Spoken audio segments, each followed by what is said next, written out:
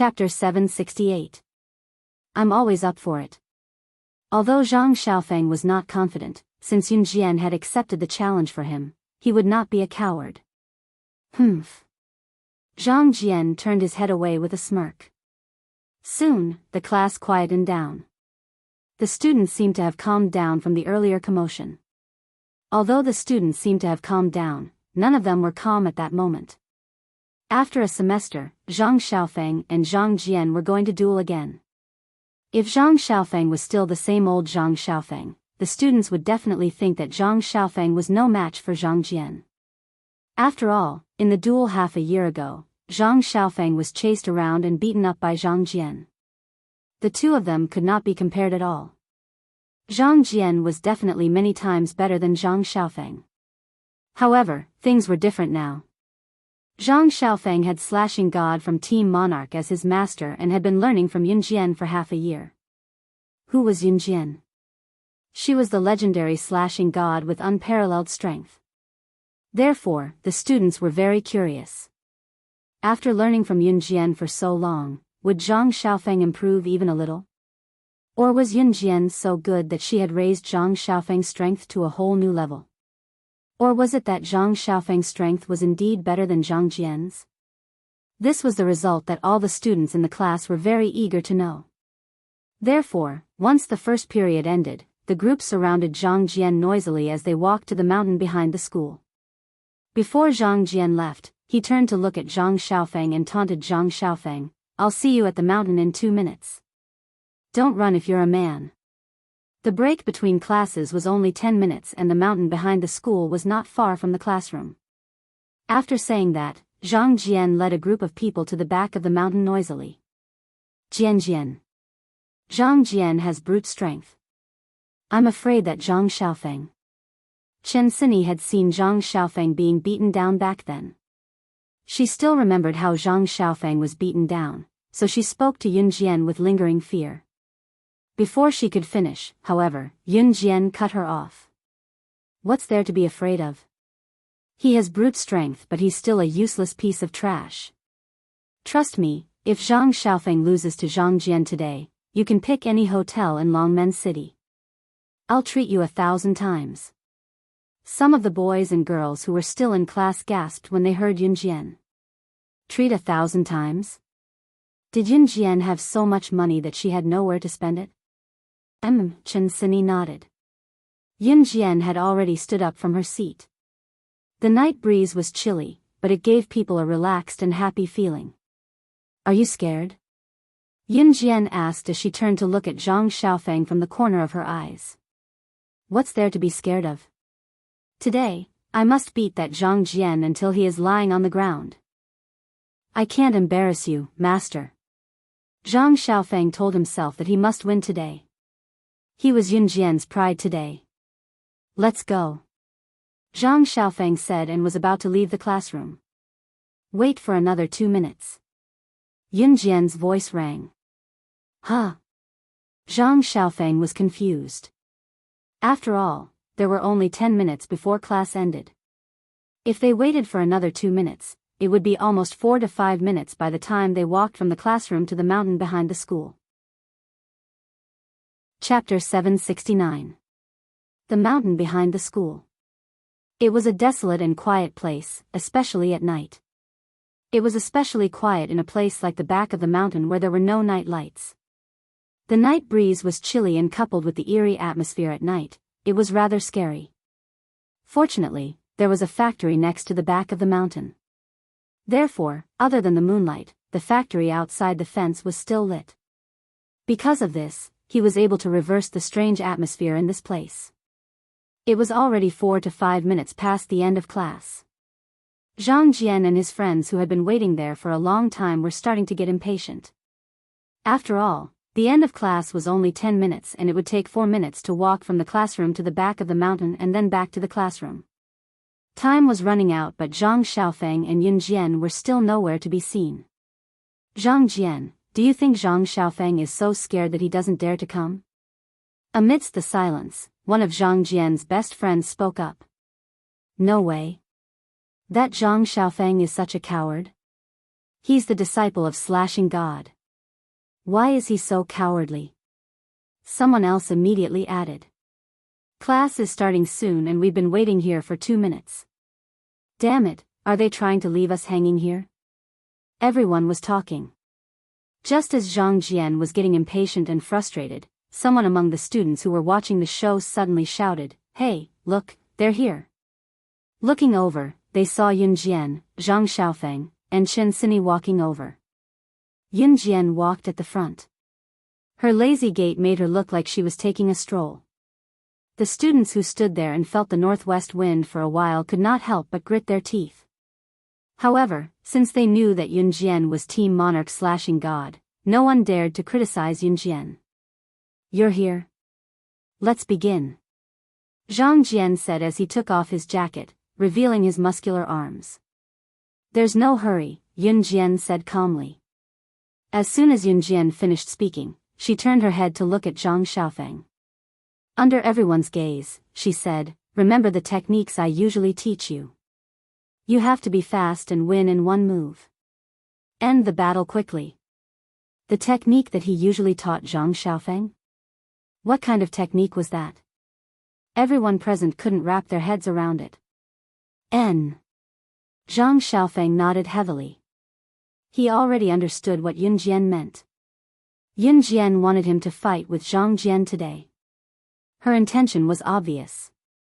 Not only did she want him to defeat Zhang Jian, but more importantly, she wanted him to engage in actual combat with others. In Yun Jian's own words, it was only through continuous combat that there was a possibility of improvement. You can only succeed. Failure is not an option. Go on, Yun Jian urged. What kind of master would only allow his disciple to succeed and not allow his disciple to fail? Everyone present was a little stunned. It had to be said that Yun Jian's words were too profound for everyone present. After all, everyone present thought that Yun Jian's words were too serious. Someone thought about it and said, "Yun Jian, aren't you being too strict? You only allow Zhang Xiaofeng to succeed and not allow him to fail. Aren't you putting unnecessary pressure on him? What else should I do?" Yun Jian raised her eyebrows and looked at that person. That person was at a loss for words after Yun Jian's question. Right now, you're only fighting one-on-one. If you step out into the world, your every move will be used by the other party to kill you. You said that I'm being too strict by only allowing him to succeed and not allow him to fail? Have you ever thought that if I don't ask him to succeed, he will choose to retreat in the face of a life and death battle? Chapter 770. Yun Jian spoke word by word. However, her words made most of the people present frown. They didn't understand. Most of them naturally didn't. Yun Jian's words were profound. However, what she said was also the truth. Yun Jian did not take in useless people. Even if her disciples could not become internationally renowned figures in the end, her minimum requirement was for them to reach the level of a high-level secret agent assassin. In fact, Yun Jian herself was a dangerous person. Those who wanted to follow her and protect their lives by her side were bound to be in danger at all times. So, what should they do when facing these dangers? Was she going to persuade Zhang Xiaofeng to give up since it was dangerous? Then, should he just wait for death? Yun Jian naturally could not do that. Hence, she wanted Zhang Xiaofeng to succeed from now on. Failure was not an option. The people present naturally did not know what Yun Jian had experienced in the past. They also did not know why Yun Jian would ask Zhang Xiaofeng to do that. Come.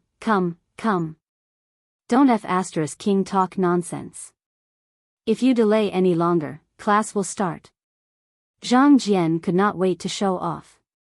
Hence, he waved his arm and greeted Zhang Xiaofeng. Zhang Xiaofeng also remembered Yun Jian's words. At this moment, he was already walking towards Zhang Jian. The mountain behind the school was no doubt the best place to settle personal grudges. This was because fighting and gang fights here were the least likely to be discovered by the teachers. Sini, hold this for me. Zhang Xiaofeng took off his jacket and threw it to Chen Sini before walking towards Zhang Jian. After a period of training, Zhang Xiaofeng's physique had become much stronger. In addition, Zhang Xiaofeng's physique was strong. In addition to his handsome appearance, he was also the most handsome person in Longmen First High School. Coupled with his strong and perfect physique, he attracted the screams of many girls on the spot.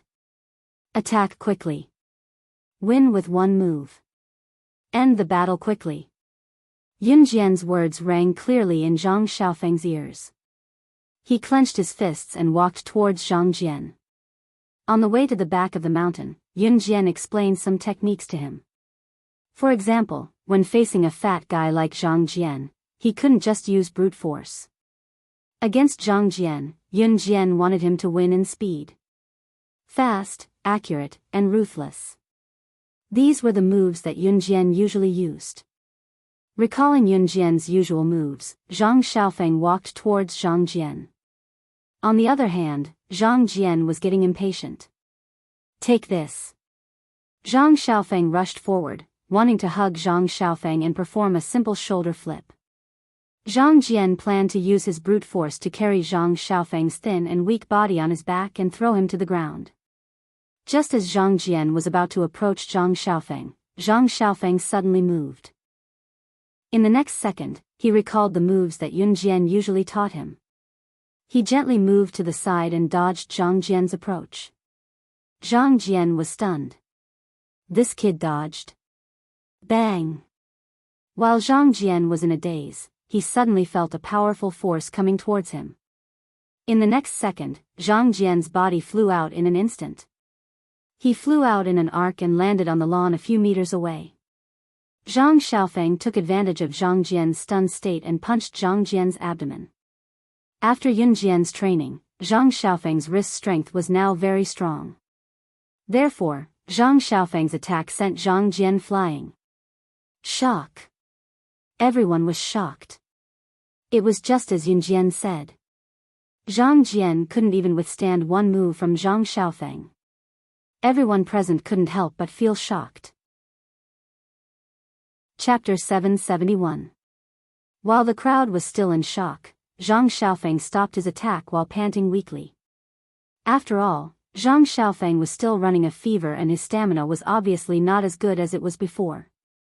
Therefore, he had used up all of his strength just by throwing out a light punch. Put it on quickly, you're still running a fever.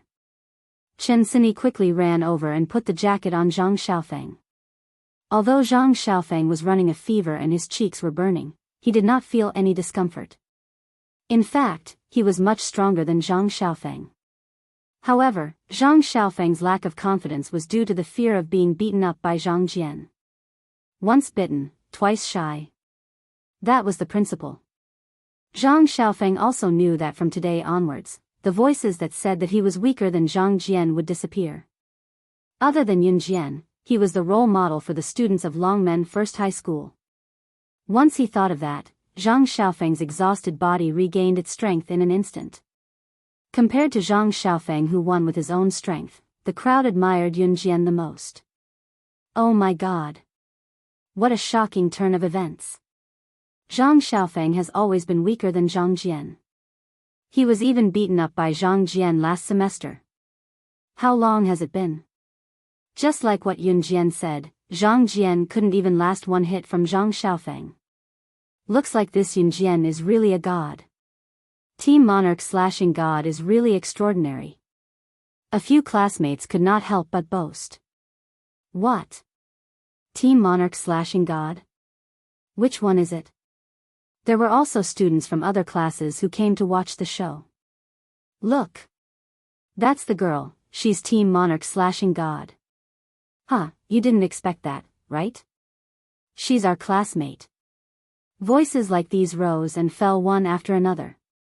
Everyone present stared at the scene with their eyes wide open. Zhang Xiaofeng put on his coat and walked up to Yun Jian.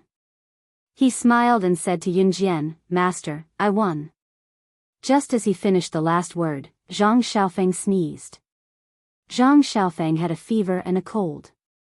His body was already weak, but he stubbornly accepted Zhang Jian's challenge. Very good. Yun Jian also gave the highest praise. Then, she smiled slightly and finally turned around. It's time for class. Let's go, Yunjian said. Indeed, it was almost time for class. Just now, Zhang Xiaofeng and Zhang Jian's exchange of moves, including the exchange of words, took a total of 2 to 3 minutes. Wait. Zhang Jian's stubborn voice came from behind. The students who had been talking stopped talking when they heard Zhang Jian's shout. Could it be that Zhang Jian was not convinced? Did he want to do it again with Zhang Xiaofeng? However, they saw Zhang Jian walking towards Zhang Xiaofeng. Zhang Jian's fat body trembled and he ran very quickly. What are you trying to do? Zhang Xiaofeng's forehead was burning, but he still stared at Zhang Jian cautiously. Please take me in as your disciple. Zhang Jian looked at Zhang Xiaofeng and said sincerely. Everyone present was shocked. Zhang Jian was really begging Zhang Xiaofeng to take him in as his disciple? Although Zhang Jian did say that if he lost, he would beg Zhang Xiaofeng to take him in as his disciple. However, no one present took it seriously. Zhang Xiaofeng was obviously shocked as well, but he reacted quickly. Chapter 772. Zhang Xiaofeng's one-on-one duel with a well-behaved disciple was something Zhang Xiaofeng bragged about in the next few days. It was to the extent that Chen Sini got a headache from listening to it. In the end, Chen Sini bought tape to seal Zhang Xiaofeng's mouth, forcing Zhang Xiaofeng to shut up. A week passed in the blink of an eye.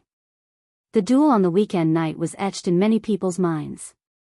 While they were bragging about how Zhang Xiaofeng defeated Zhang Jian, they had to mention Yunjian as well. Yunjian was a day student. She was often busy shuttling between school, home, New Cruise, and Falcon Hall. Other than weekends, CE would not be in Longmen City for at least 2 to 3 days from Monday to Friday. He would make a trip back to Anhun Group, but he would be back soon. Classes ended on time on Friday afternoon. Zhang Xiaofeng came to school stubbornly due to his fever and cold, but his condition worsened in the next few days. Finally, he could not take it anymore and applied for leave to go home. Hence, Zhang Xiaofeng was missing on Friday. Zhang Xiaofeng was indeed his disciple. Although he was not as hard-working as Zhang Xiaofeng when he was Yunjian's disciple, it was not too far off. In spite of it, the main reason Zhang Jian took Zhang Xiaofeng as his master was that he could not take Yunjian as his master. Now, Zhang Xiaofeng was better than him as well. Zhang Xiaofeng had learned his skills from Yunjian. This meant that even if Yunjian refused to take him as her disciple, he could at least learn from Yunjian through Zhang Xiaofeng. Jian, let's pack up and go home. I'm exhausted after 5 days of school. I must relax when I get home. Chen Sini said after a stretch. On Friday, as soon as class ended, all the students in the class ran out of the classroom. Especially some of the male students, after school on Friday, they ran away faster than anyone else. I'm done, Yunjian said to Chen Sini as she picked up her bag and slung it over one shoulder. Let's go. Chen Sini immediately took the opportunity to walk over and hold Yunjian's hand, pulling Yunjian to the school gate. Usually, after Yunjian and Chen Sini left the school gate, they would walk together for a while before separating. When Yunjian and Chen Sini walked out of the school gate, a very familiar person walked towards them. The man had a digital camera hanging in front of his chest. When he saw Yunjian, he immediately walked up to Yunjian. Hello, Miss Yunjian. Zhao Jingmin, who had failed to invite Yunjian to enter the entertainment industry not long ago, stood in front of Yunjian again. Yunjian pressed her lips together when she saw Zhao Jingmin standing in front of her again. She had planned to pull Chen Sini and leave by the side. Jian, he's calling you. Do you know him? Chen Sini glanced at Zhao Jingmin suspiciously. What kind of address could a talent scout like Zhao Jingmin not find out? Although Zhao Jingmin did not know who Yunjian was, his talent as a talent scout was to find out everything that could be found. It was not difficult for Zhao Jingmin to find Yunjian. I don't know him, Yunjian said, planning to leave with Chen Sini. It was then that Zhao Jingmin's eyes darted around. Seeing that Yunjian was going to reject him again and Chen Sini was rather pretty, Zhao Jingmin went up to Yunjian and Chen Sini to block their path.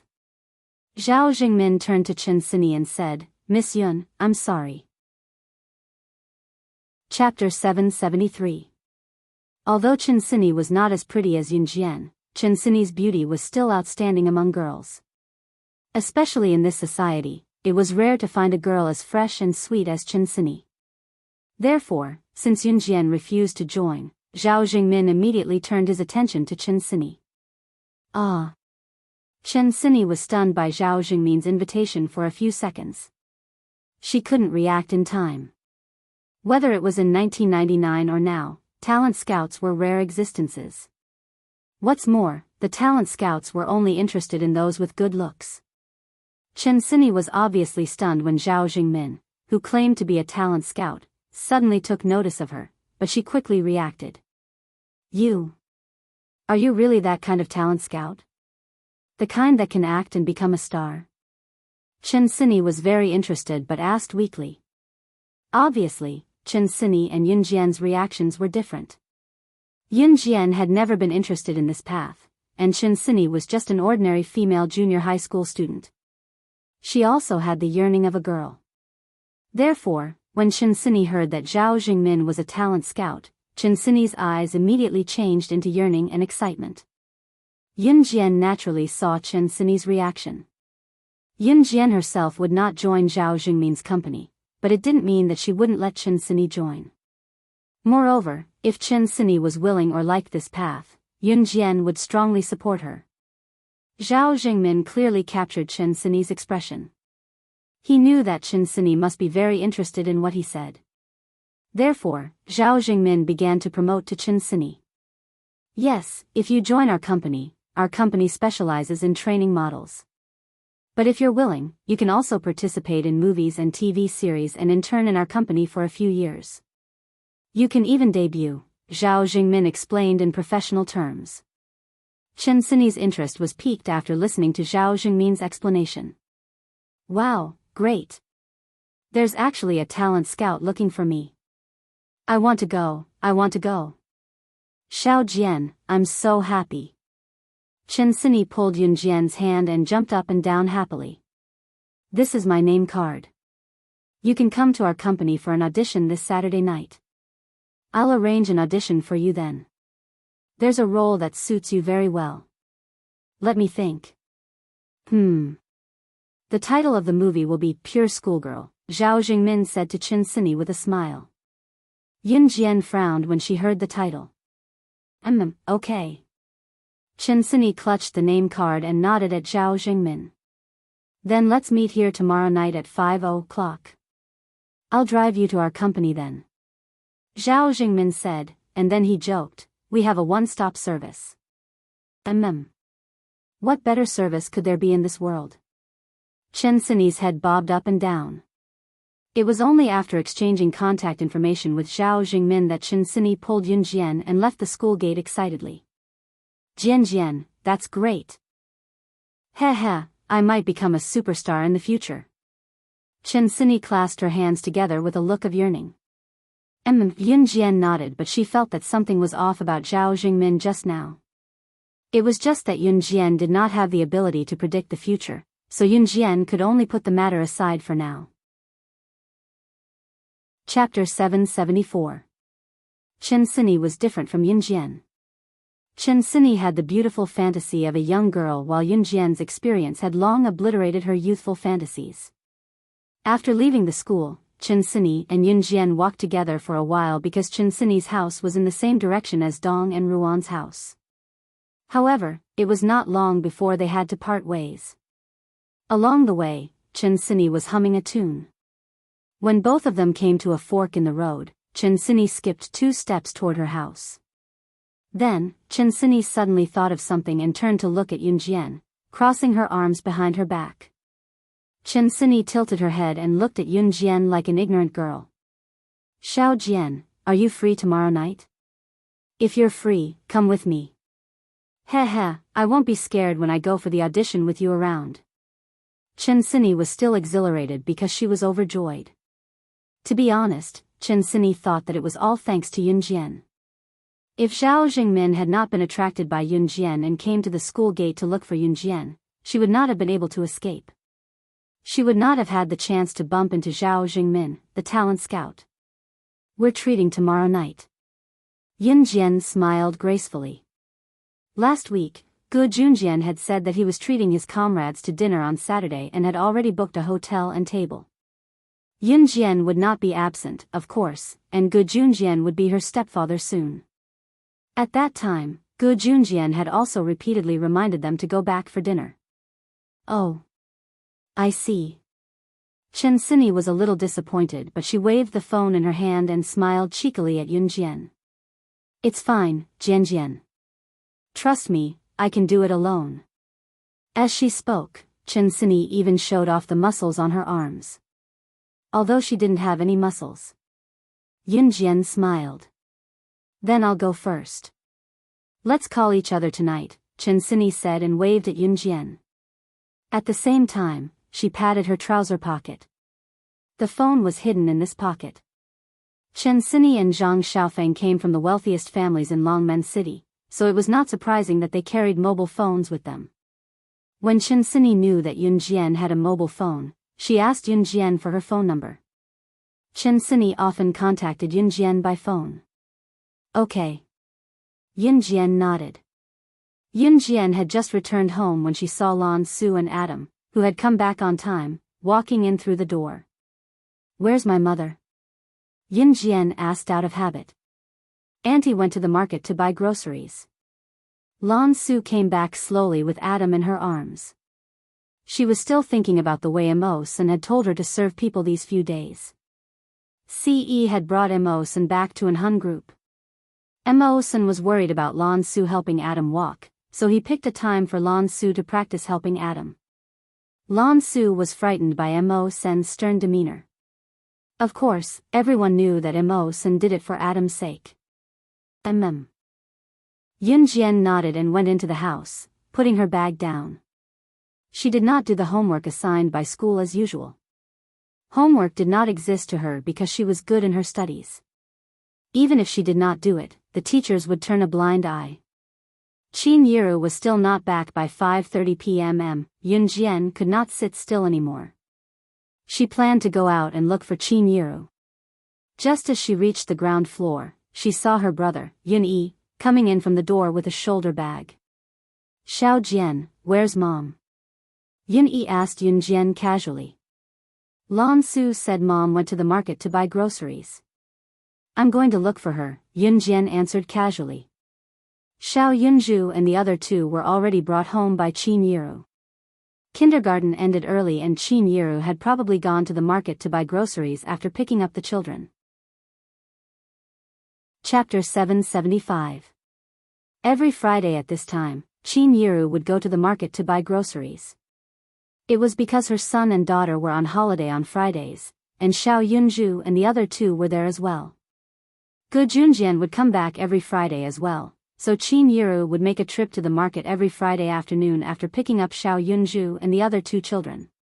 When Yun Yi came back from DE Senior High School, the place she would pass by every week was the market that Qin Yiru often went to. Yun Yi had bought a bicycle not too long ago and Yun Yi would definitely pass by the market on her way home from school because it was the shortest route. Therefore, Yun Yi would often pass by there on her bicycle. There were many markets in Longmen City and the market that Qin Yiru went to must be the one that Yun Yi passed by. The market here had everything she needed. More importantly, Qin Yiru did not have to spend at least a dozen minutes to go to other markets that were further away to buy groceries. She would then carry the groceries she bought from afar home. Therefore, Yun Yi would bike to the market every Friday after school to help Qin Yiru carry the groceries she bought. Yun Yi was surprised that he did not see anyone at the market today, so he hurried home to check, thinking that Qin Yiru had already arrived home. Mom's not at the market? Hearing that Yun Yi had just returned from the market but did not see Qin Yiru, Yun Jian's brows knitted tightly together. Yun Yi's expression darkened as well. I'll go ask Lan Su. Yun Jian turned and went upstairs. The villa was huge and there were many rooms on the second floor. Adam, Immerse, and Lan Su each had a room of their own. Lan Su was originally staying in the suite that Yun Jian had arranged for her. However, after Adam got injured, she felt that she owed him, so she moved from the suite to take care of him. And right now, Lan Su was definitely in Adam's room. It turned out that Lan Su was indeed in Adam's house. "Hurry up and wipe me clean, woman." Yun Jian heard Adam's voice as soon as she reached the corridor. Standing in the corridor on the second floor, the lights in Adam's room were still shining brightly. Hearing the voice before seeing the person, Yun Jian didn't have the mind to think too much. In the next second, she flashed to the door of Adam's house. What came into view was, Lan Su had just brought a basin of water for Adam to wash his feet. At this moment, Adam had just finished washing his feet and was raising his feet to ask Lan Su to wipe his feet. "You." Lan Su was just about to say something when she glanced at Yun Jian, who was standing at the door. "Yun Jian?" Yun Jian didn't have the mood to see what was going on between Lan Su and Adam, so she decisively asked, "My mom really went to the market?"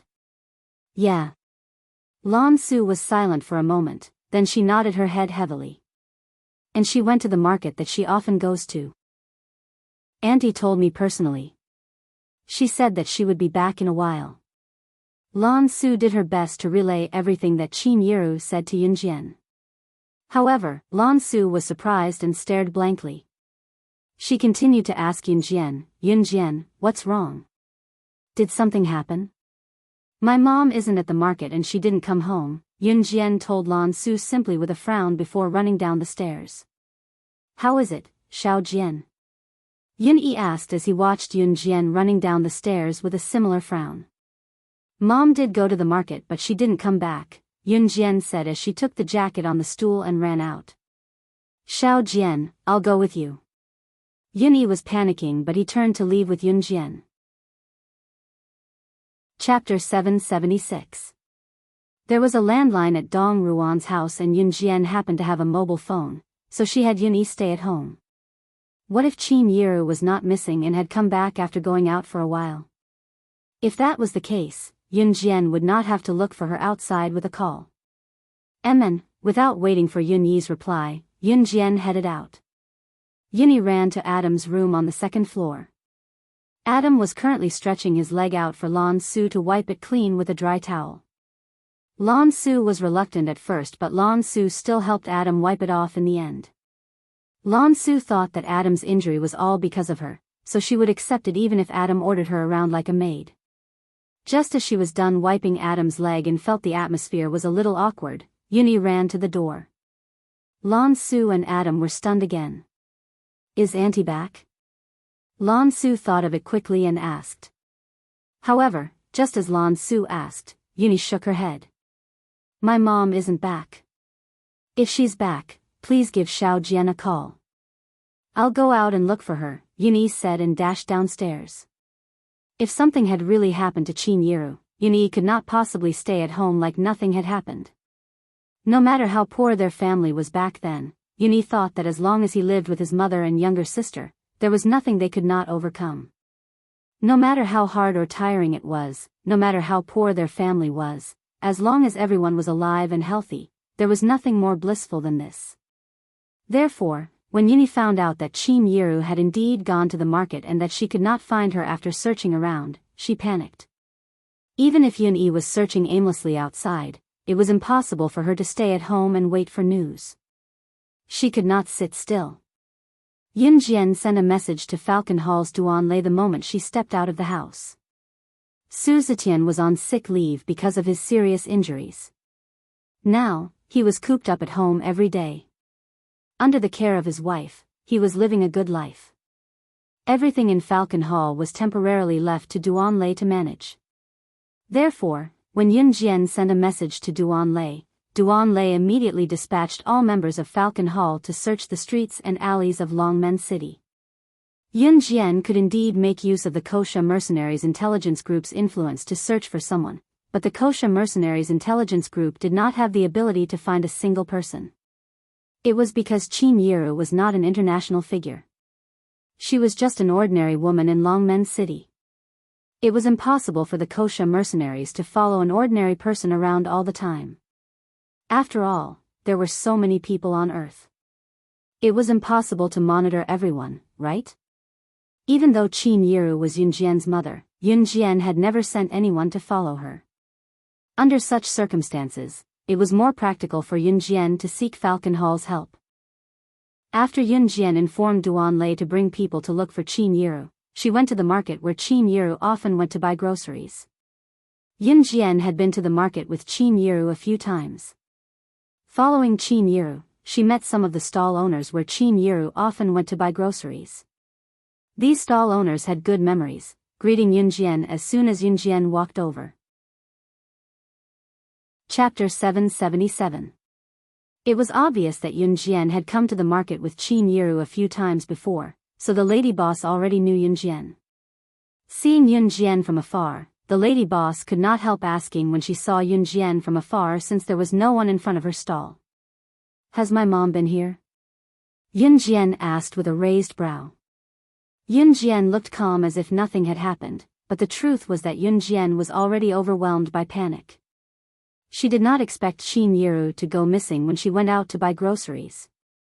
Of course, if it was the Inferno Ring who had captured Qin Yiru or some international figure who had captured Qin Yiru, Yunjian was certain that she would know about it. Yunjian had spies all over the world. Once those people made any noise, she would be able to wipe them out before they could do anything. This proved that Qin Yiru was not captured by the Inferno Ring or anyone who had a grudge against her. Longmen City was neither too big nor too small. If Qin Yiru had really been captured and hidden, it would be difficult for Yunjian to find her. Therefore, it was impossible for Yunjian not to be nervous. If it did not work, she would just send all the members of Gu Sha mercenaries over. She would find Qin Yiru even if she had to turn Longmen City upside down and turn it upside down. Didn't she just come? About 30 to 40 minutes ago. The lady boss said after doing some mental calculations while looking at Yunjian. "Thank you." Yunjian thanked the lady boss and was about to turn to leave when she heard the woman's voice. "Hey, have you heard of the big plastic processing factory in Longmen City? That old plastic processing factory in Qingdong Street?" "Of course, I've heard of it. It's said that the boss of the plastic processing factory is already worth millions. He's a big shot in Longmen City. Heh, if our daughter marries the boss of the plastic processing factory, wouldn't we be hooked up with a cash cow? Guess what? I heard that the boss's wife got together with her former classmate. I heard that it was exposed during the class reunion. TSK. Is that true? How could I be lying? It's been proven. The boss of the plastic processing factory chased the shameless woman out immediately 2 days ago. I heard that he didn't give the shameless woman any benefits. Bah, I think the woman deserves it. Serves her right.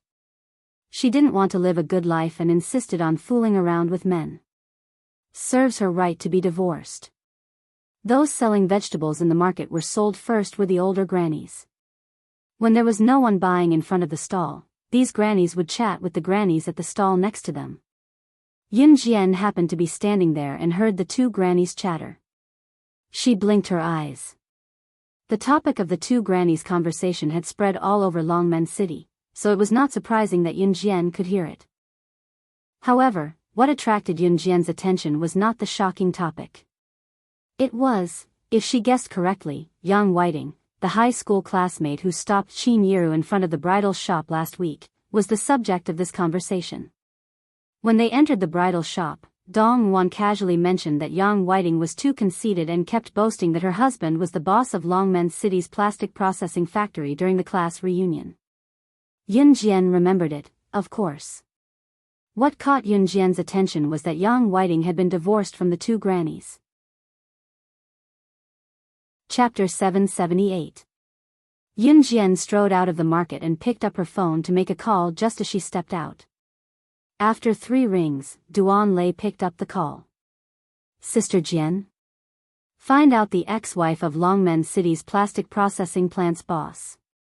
Report to me immediately once you find her whereabouts, Yunjian ordered simply. Yes. Duan Lei nodded in agreement despite being clueless about the situation. Yunjian was not as nervous as she was in the beginning now that she had found her tracks.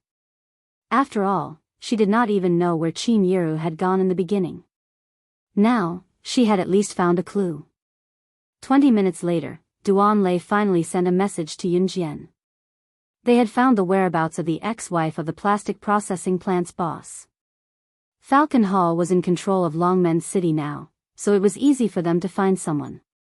Finding a person's whereabouts in 20 minutes was considered fast. Once she got Yang Whiting's address, Yunjian ran home at once. She sped through the streets and alleys of Longmen City in her flashy Ferrari LaFerrari. Wherever he passed, he caused the people present to be astonished. The only people who could make Yunjian fearful were the few people she cared about. Qin Yiru was one of them. Yunjian only had one word for people who made her fearful: death. Yunjian had always treated them with fear. Longmen City, 118 Zhangjiang Road, in a rundown suite. A woman with a decent figure was rolling around with 5 to 6 men. The 6 or 7 people present were not wearing any clothes, and they looked even more promiscuous. If someone were to stand here right now, they would definitely vomit due to the stench of filth in the room. The woman with a decent figure wrapped herself in a blanket after she was done with the men, her eyes brimming with hatred and murderous intent. Again. One of the naked men flipped over the woman's body to continue the deed. Don't, Big Brother Lin. The thing I'm begging you to do. If one looked closely, one would be able to see that this woman who was completely naked and only had a thin blanket wrapped around her body was Yang Whiting. Yang Whiting was currently glaring at the man she called Brother Lin with a gaze brimming with hatred. My little baby, it's done for you. She's been sent to Southern Province. What are you still worried about? The man called Brother Lin touched Yang Whiting's chest. Then, he reached out to pull off the thin blanket that covered Yang Whiting's entire body. You're still worried about us, bros? Besides, such healthy organs are hard to come by. Once she's sent to Southern Province, we'll be there and pluck her organs right away and bury them somewhere. There's no evidence then. Huh, who's going to know about this? Among this group of men, a man laughed and said, but the words that came out of his mouth were extremely evil. Hearing their promise, Yang Whiting was relieved. At that moment, Brother Lin had already lifted the blanket that was covering Yang Whiting's body. Bam! At this moment, the locked iron door was kicked in from the outside. Yunjian's ears were sharp, so she naturally heard the noise in the room. She spun and kicked the door in before standing in front of the group. Seeing that someone had suddenly entered the room, Yang Whiting was so frightened that she quickly covered her body with the bedding. Yunjian frowned slightly once she entered and pulled out a shiny pistol from her belt. She killed 4 to 5 men in the room with a single shot until only Yang Whiting and Brother Lin were left. Chapter 779. After Yunjian entered the room, she killed 4 to 5 men without saying a word. She only left Yang Whiting and Brother Lin alive because she still needed to get information from them about Qin Yiru's whereabouts. She didn't have time to continue arguing with Yang Whiting and Brother Lin. She might as well go all out and kill them. Yunjian didn't want to walk over and kill them with her butterfly knife because in this kind of environment, she felt nauseous even if she went near those naked people. Moreover, these people had kidnapped Qin Yiru. Because of the incident with Xiao Yunju in her previous life, Yunjian hated people who kidnapped the people she cared about the most without her noticing. Without a doubt, this Yang Whiting had crossed her bottom line.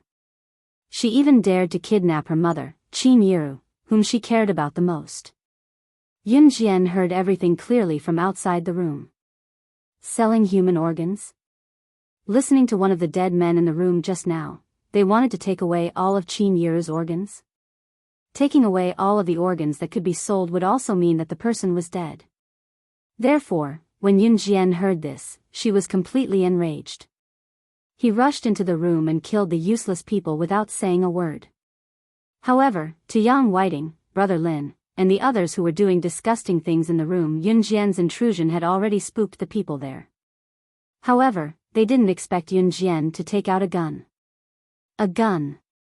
She actually had a gun. Before they could react, Yunjian had already shot and killed a few of Brother Lin's brothers. Yang Whiting, who had been a full-time housewife back then, felt fear when she saw the person next to her get shot to death. Even Brother Lin, who had been selling human organs for a long time, felt the hairs on his body stand on end and he couldn't help but shiver. Yang Whiting screamed in fear. "Scream again and I'll kill you." Yun Jian pointed the gun at Yang Whiting. Bang! As soon as Yun Jian finished speaking, she shot at Yang Whiting without hesitation. The bullet grazed Yang Whiting's scalp and shot into the sofa beneath her. Yang Whiting's body trembled violently. She couldn't help but shudder. At this moment, Yang Whiting saw that the men who had been shot in the head by Yun Jian were now badly mutilated. She was so frightened that she covered her mouth. Yang Whiting originally only wanted to take revenge on Yun Jian and Qin Yiru. Because of Shinzhong's exposure, the news had reached her husband's ears. Her husband divorced her without a second thought and did not give her a single cent of the family's assets. Right now, Yang Whiting was in such dire straits that she couldn't even return to her maiden family after being involved in such an unbearable scandal. Yang Whiting's heart was filled with hatred. Hence, she found Brother Lin and his group of organ traffickers. Since she was done for, she wanted Qin Yiru to be done for as well. Hence, while Qin Yiru was on her way home from the market, she asked Brother Lin's brothers to kidnap her and bring her to the southern province. Then, they directly sold all of Qin Yiru's organs. As for Brother Lin and his gang, the benefit of helping her was that Yang Whiting would accompany them. If you kill us, aren't you afraid that the police will arrest you and shoot you to death?" Brother Lin said in fear. Although Yang Whiting had already planned to humiliate herself, she didn't want to die. Hence, she begged Yun Jian, I'm sorry. I was wrong. Can I get your mother back for you? Please don't kill me, and if you kill us, you'll go to jail yourself." Chapter 780. Tell me where you've taken my mother or I'll let you die a horrible death. Yun Jian fired another shot at the worn sofa under Yang Whiting. She was Falcon Hall's boss. Falcon Hall was the biggest mafia group in Longmen City, and there was news recently that Falcon Hall had taken Province's top mafia group, the Panthers Pack, under their banner. Falcon Hall was now the top mafia group in Province. It was all thanks to the woman named Slaying Luo. Falcon Hall was ranked last among all the mafia groups in Province back then. Since Yun Jian was Falcon Hall's boss, what was there that she dared not do? It made sense. Was there anything that Falcon Hall's boss, Slaying Luo, dared not do? Aren't you the director of new crews? You're Falcon Hall's boss? How is this possible? This is impossible. No. Yang Whiting was completely stunned. Her whole body was trembling. The identity of New Cruise's director alone was enough to give Yang Whiting a heart attack. If she were New Cruise's director, Yang Whiting would not be so terrified. The problem was that Yun Jian was not only New Cruise's director, she was also the mafia boss of Longmen City. She was the boss of all the mafia groups in Longmen City and Province. It could be said that Falcon Hall's boss was God in Province. Yun Jian was New Cruise's director and the mafia boss of Province's top mafia group. Double identities. How was this possible? How could a young girl like her lead Falcon Hall to become Province's top mafia group while founding New Cruise? I'll give you one last chance. Where's my mother? Yun Jian raised her voice. Both Yang Whiting and Brother Lin shuddered when she raised her voice. Yang Whiting was on the verge of tears. She shuddered, but she was filled with regret. How did she get involved with such a terrifying devil? Just as Yang Whiting was about to speak, the sound of a knife piercing into flesh spread throughout the room. Yang Whiting turned her head to look at Brother Lin in shock. Then, she lowered her head to look at the knife that had pierced her heart. Yang Whiting held her last breath and shouted this word. Before she could finish her sentence, Yang Whiting's eyes rolled back and she fell to the ground. Blood covered Yang Whiting's entire body, and Yang Whiting's naked body that was covered by the bedding was also exposed. Brother Lin had killed Yang Whiting so that he could live. So, when Yang Whiting was about to tell him the address, Brother Lin picked up the watermelon knife on the table and stabbed it into Yang Whiting's heart. I can still make it if I bring you there, but you have to promise not to kill me. Brother Lin's weak voice rang out. Yun Jian smiled and raised her eyebrows. She did not react to Yang Whiting's words at all. Sure. I won't kill you unless the sun rises from the west. After a while, Brother Lin put on his clothes. Brother Lin was tied up by Yun Jian as soon as he stepped out of the door. How could Yun Jian allow Brother Lin to sit in the passenger seat of her sports car? She had already tied Brother Lin up and tied him to the roof of her Ferrari sports car. Brother Lin was enjoying the most thrilling roller coaster ride along the way. It only took slightly more than an hour to travel from Zhe province to Nan province. Yun Jian only used a short 20 minutes to get there. Chapter 781. Yun Jian sped all the way to the highway. She sped so fast that even the cars driving on the highway were startled. Who's driving so fiercely?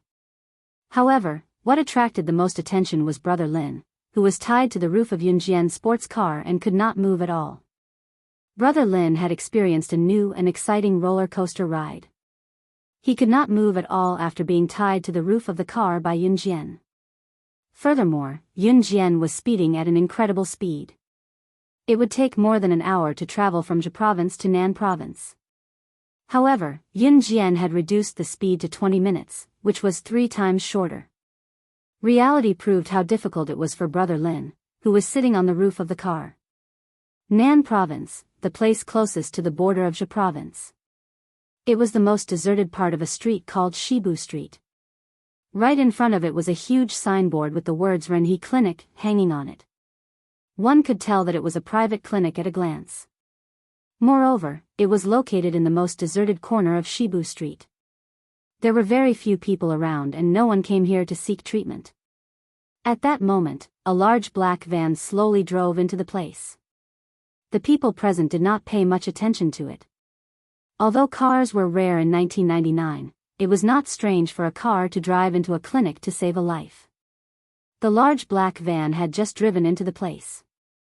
When it arrived in front of Renhe Clinic, the van slowly came to a stop. When it arrived at the entrance of Renhe Clinic, it was already a deserted and uninhabited alley. In this place, no one could hear you even if you screamed yourself hoarse. At this moment, the van's side door was pulled open with a swoosh. Hurry up and get it out. Hurry up and get in. A man wearing a black mask jumped out of the van. He was urging the few thugs in the van. As soon as the man in the black mask spoke, he turned around and shouted into Renhe Clinic, "Come out and help. There's a patient here. Come out and help, there's a patient here," was just a code. Immediately, a few people dressed as doctors ran out of Renhe Clinic. On the surface, Renhe Clinic was a clinic, but in fact, it was secretly involved in the business of selling human organs. The people in this line of work referred to those who were abducted as goods. As long as there were goods who were abducted, they would be taken to the Renhe Clinic to be dissected for their organs. Therefore, when the man in the black mask said the code, it meant that the goods had arrived and it was time to start working. After the masked man got out of the car, a few people rushed out of the clinic. Just as the group of people were about to move the unconscious Qin Yiru out of the car, a voice suddenly sounded. A fiery red sports car zoomed in from outside the alley. This is. Just as the people present reacted, they saw that the fiery red Ferrari sports car had already rushed towards them. Bang! Bang! Bang! A series of sounds rang out. The fiery red Ferrari rushed over and immediately drifted with lightning speed. Yun Jian drove the Ferrari sports car at a crazy speed. Then, she turned the steering wheel and the Ferrari directly crashed into the group of men who were standing beside the black van, led by the man in the black mask. 5 to 6 people present were suddenly sent flying by Yun Jian's crash. What's going on? The people who had yet to pull Qin Yiru out of the van saw this and ran out of the car one after another. As soon as they got out of the car, they saw that the Ferrari sports car had smashed into a bloody mess. The few people led by the man in the black mask had already lost their breath. And these people saw that not far away, there was a 16-year-old girl standing on the roof of the fiery red Ferrari sports car. Yun Jian was standing on the roof of the car without them noticing. Chapter 782. As soon as Yun Jian appeared, she drove her Ferrari and rammed into the 5 or 6 people who were standing on the flat ground, sending them flying. Among the 5 or 6 people who were sent flying, 3 of them, including the man wearing a black mask, died on the spot. The other 2 were sent flying because they weren't hit head-on. Now, they were lying on the ground on their last breaths. The lucky ones were the people who hadn't gotten out of the van just now. At this moment, these people heard the commotion and ran out of the van. However, they were shocked by the terrifying scene in front of them. Where did this little girl come from? She actually drove her car and killed their people on the spot. Faced with such a situation, these people didn't have time to look at Yun Jian, who was still standing on the roof of the van. One of them rushed into the Renha clinic and shouted loudly, "Brother Peng! Brother Peng! Something happened. There's a little girl who's causing trouble here." This group of people were all people who had done heinous things. To them, there was nothing to be afraid of after doing so many bad things. Most of these people were death row criminals who had done things that were bound to be killed. They just took advantage of the opportunity to escape before they were caught. For example, they had killed people, smuggled drugs, and so on. If they were caught, they would definitely be sentenced to death. Therefore, this group of people organized themselves into a gang that specialized in abducting or directly abducting living people from other provinces to dissect them and sell their organs for money.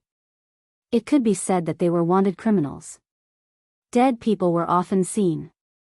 Therefore, as long as they weren't the ones who died, even if they saw Yun Jian kill their own people on the spot, they didn't have the slightest bit of sympathy. Seeing this group of people shouting in the direction of the Renha clinic, Yun Jian knew that this group of people didn't listen to her at all. She smiled coldly. In the next second, she lifted her leg slightly, leaned forward, and jumped from the roof of the Ferrari to the flat ground. At this moment, another group of people ran out of the Renha clinic. Other than the first group of people who ran out of the Renha clinic and were sent flying by Yun Jian's car, this group of people who ran out was led by a man with a rough appearance and a tall and burly body. His upper arms and abdominal muscles were almost as thick as a normal person's thigh. Ordinary people would tremble in fear just by looking at such an appearance. This rough-looking man was the Brother Peng that the man had mentioned earlier. Brother Peng ran out of Renha clinic with a group of people in white coats, but he happened to see this scene. With a light leap, she hopped down from the top of the Ferrari sports car. Then, Yun Jian did a side flip. Her figure was like a ghost. With a slight turn of her body, several sharp blades appeared in her hand. With a flick of her hand, the blades shot towards the fatal spots of the people who had just alighted from the black van like a rocket. Chi! Chi! Chi! Before the thugs who had called Brother Peng out could escape, Yun Jian's flying daggers had already pierced their vital points. Their eyes widened as they stared at the girl in front of them who was like the Grim Reaper. Then, one after another, they fell to the ground and completely lost their breath. Brother Peng ran out of the Renha clinic with a group of people and saw this scene. In the next second, Yun Jian turned her head sideways. Her eyes were bloodshot as she sized up Brother Peng and the others with a naked gaze. However, it made Brother Peng and the others panic from the bottom of their hearts. Chapter 783. Brother Peng took the lead and stood not far away from Yun Jian. When he led a group of people out of the Renhe clinic and saw Yun Jian kill the group of people in front of her within seconds, Brother Peng was so shocked that he stopped talking. However, he was someone who had seen a lot of things. Moreover, he was in front of his brothers, so Brother Peng did not want to show any weakness. Brother Peng looked at Yun Jian, but his eyes were fixed on the blade in Yun Jian's hand. The blade in this little girl's hand could kill. She had killed the group of brothers who had just returned with the goods. Although he was panicking, Brother Peng had to suppress the fear in his heart. He looked at Yun Jian and gulped before asking, "Who are you? However, Yun Jian only turned her head to glance at Brother Peng and the rest. In a flash, she followed the pile of bodies on the ground and arrived at the side door of the van. Yun Jian was really angry this time. Since her rebirth, this was the first time she had killed so many people on such a large scale. This feeling of killing reminded Yun Jian of the time when she was the secret agent slaying God in her past life. She still remembered the time when she was surrounded by a secret agent organization. Although the secret agent organization was not particularly famous internationally, it was still ranked within the top 20 international secret agent killer organizations. Such an organization might not be much, but all the secret agents in the organization had surrounded her and killed her alone. Hundreds of secret agents had killed her alone. There were even dozens of high-level secret agents. In such a situation where death was certain, Yun Jian killed everyone in the end and annihilated the secret agent organization on her own. She survived covered in blood. That time, it could be considered a true massacre. Perhaps it paled in comparison to what she was doing now. However, the difference was that in her past life, she was only doing it to survive. Now, she was doing it for her family. At the same time, Yun Jian had to let everyone know that anyone who dared to harm her family would be killed without mercy. Following the pile of corpses on the ground, Yun Jian slowly made her way to the side door of the black van. Lifting her head slightly, she caught sight of Qin Yiru, who was tied up with hemp ropes and had black tape over her mouth. However, Qin Yiru was unconscious at the moment. She had no idea how bloody the scene was because of her. Because of her, Yun Jian had killed many people who were involved in this incident. In fact, he deserved to be punished.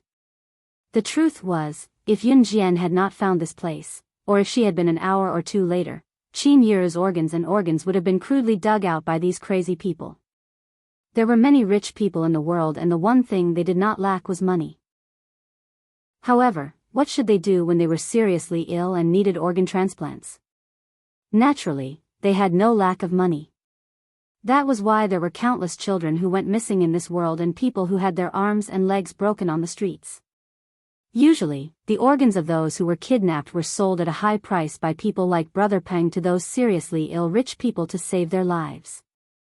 Of course, if they were lucky enough to survive after their organs were taken away, these crazy people would cripple them and put them on the streets to attract the pity of a lot of people. They would then ask for money. After their organs were squeezed dry, they would be thrown on the streets to beg for money. These were all things that happened in the real world. If Yun Jian did not save Qin Yiru before this group of people took action, Qin Yiru would only end up dead. This group of people had never thought of letting Qin Yiru go. Therefore, when she fell into Yun Jian's hands, Yun Jian would not let them go. Chapter 784. Yun Jian completely ignored Brother Peng and the others who were standing in front of Renhe Hospital. She stepped onto the van and lifted Qin Yiru out of the van. Although Qin Yiru was heavier than Yun Jian, she wasn't particularly heavy. Using the butterfly knife in her hand, Yun Jian quickly untied the hemp rope and the black tape on Qin Yiru's mouth. Then, she lifted Qin Yiru to the side door of the van. Then, she placed Qin Yiru's hand on her shoulder. Yun Jian lifted the foot that had just stepped onto the side door. She turned around and lifted Qin Yiru onto her back. In the next second, Yun Jian had already carried Qin Yiru onto her back and walked towards the Ferrari sports car. Although Qin Yiru looked a little plump, she wasn't particularly heavy. Hence, Yun Jian carried Qin Yiru on her back very easily. Brother Peng and the others didn't even dare to make a sound until they opened the door of the Ferrari, carefully placed Qin Yiru inside, and closed the door. This little girl was too scary. She didn't hesitate at all when she killed people. There were many corpses lying on the ground. Brother Peng and the others couldn't help but tremble when they saw it. However, this little girl in front of them didn't seem to be afraid at all. She walked over naturally, carried Qin Yiru on her back, and went back. Was she used to killing people? Looking at the corpses on the ground, she wasn't afraid at all. Brother Peng and the others felt their scalps go numb. Although Brother Peng was very afraid, he couldn't help but relax when he thought about how his men had already slipped away from the back door to look for help. Furthermore, the help should be arriving soon. Brother Lin, who had been kicked off the roof of the Ferrari by Yun Jian, was still lying on the ground, pretending to be dead. Yun Jian carefully placed Qin Yiru, who had already fainted, into her Ferrari sports car. Then, Yun Jian closed the side door of the Ferrari sports car.